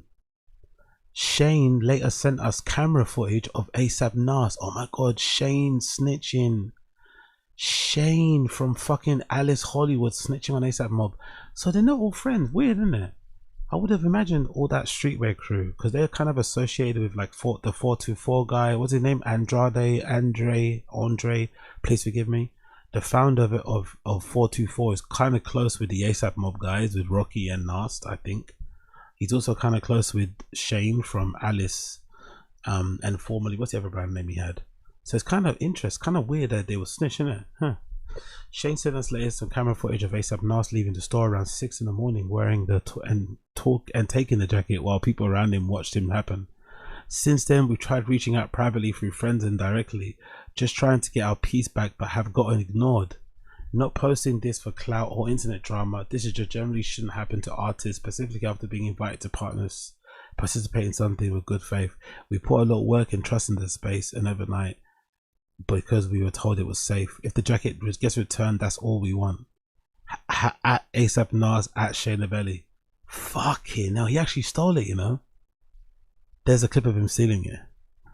He looks like he's stealing it too, I'm not gonna lie. Big up ASAP Nast. You sometimes you just gotta stand on it, send it back and just keep it moving, or just send him some money. But I don't know, they don't sound like they want money. They sound like they just want the jacket back. Is the jacket that bad? Is the jacket that hard? that hard to make, that fucking limited, that special? Did they even sound they want money for it? Another clip. LOL, get it back in blood, he says. Fucking hell. That's how you know you're really about that fashion. Don't get me wrong, it is a nice jacket. It looks like it's got like a harness design on it or something, right? Some sort of harness print or something. Oh no, it's not hard. So it's like, it's paneled. Oh, it's really nice to be fair. Now I can see it without my glasses. It's paneled, and the panels are like shadow plaid or shadow plaid, sorry. Probably Riri zips as well, right? Really high quality Riri zips. The paneling as well, the thick hoodie. Yeah, it's really, I get why the brand wants the hoodie back. That's a really fucking nice hoodie / jacket. That's why ASAP Nast, the guy with impeccable taste, will steal it. It's actually a really good promotional piece for them. A jacket so hard, somebody as famous and as well, I won't say rich, but wealthy, but maybe rich as ASAP Nast would steal it.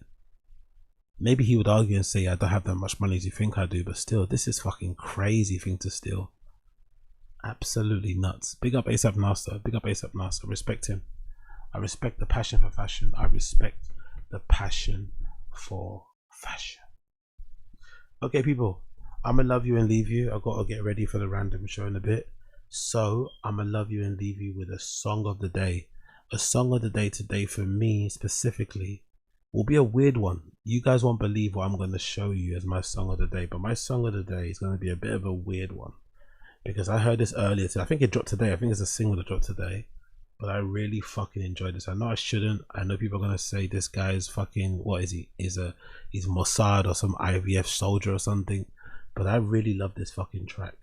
This track is called, it's by a guy called Calvin Harris. I'm not too sure if you heard of him. And this lady called Jazzy, and the track is called Satisfy. I'm gonna play this song called Satisfy by Calvin Harris and Jazzy. It's my song of the day. It's really fucking good. I really have enjoyed it. It's listened to in the gym earlier today, so hopefully you enjoy it too. But big up everybody tuning in. I'll be seeing you guys on the other side for the random show that'll be starting hopefully on time, but I've still got to get some things done in between, so maybe there might be a slight delay, but I hope not. But random show will be starting very, very soon. But in the time being, we're gonna go into some Satisfy featuring Calvin Harris. If I can get it up here on the screen, there you go here. So yeah, big up everybody tuning in. My song of the day is Calvin Harris with Jazzy. The song is called Satisfy. Let's see if I can play. Is there an extended mix? Where's the extended mix? Where's the extended mix? Are you here? Nope, it's not there. Is there an extended mix or no? I don't think there is. Cool. Let's just play this one. Take care.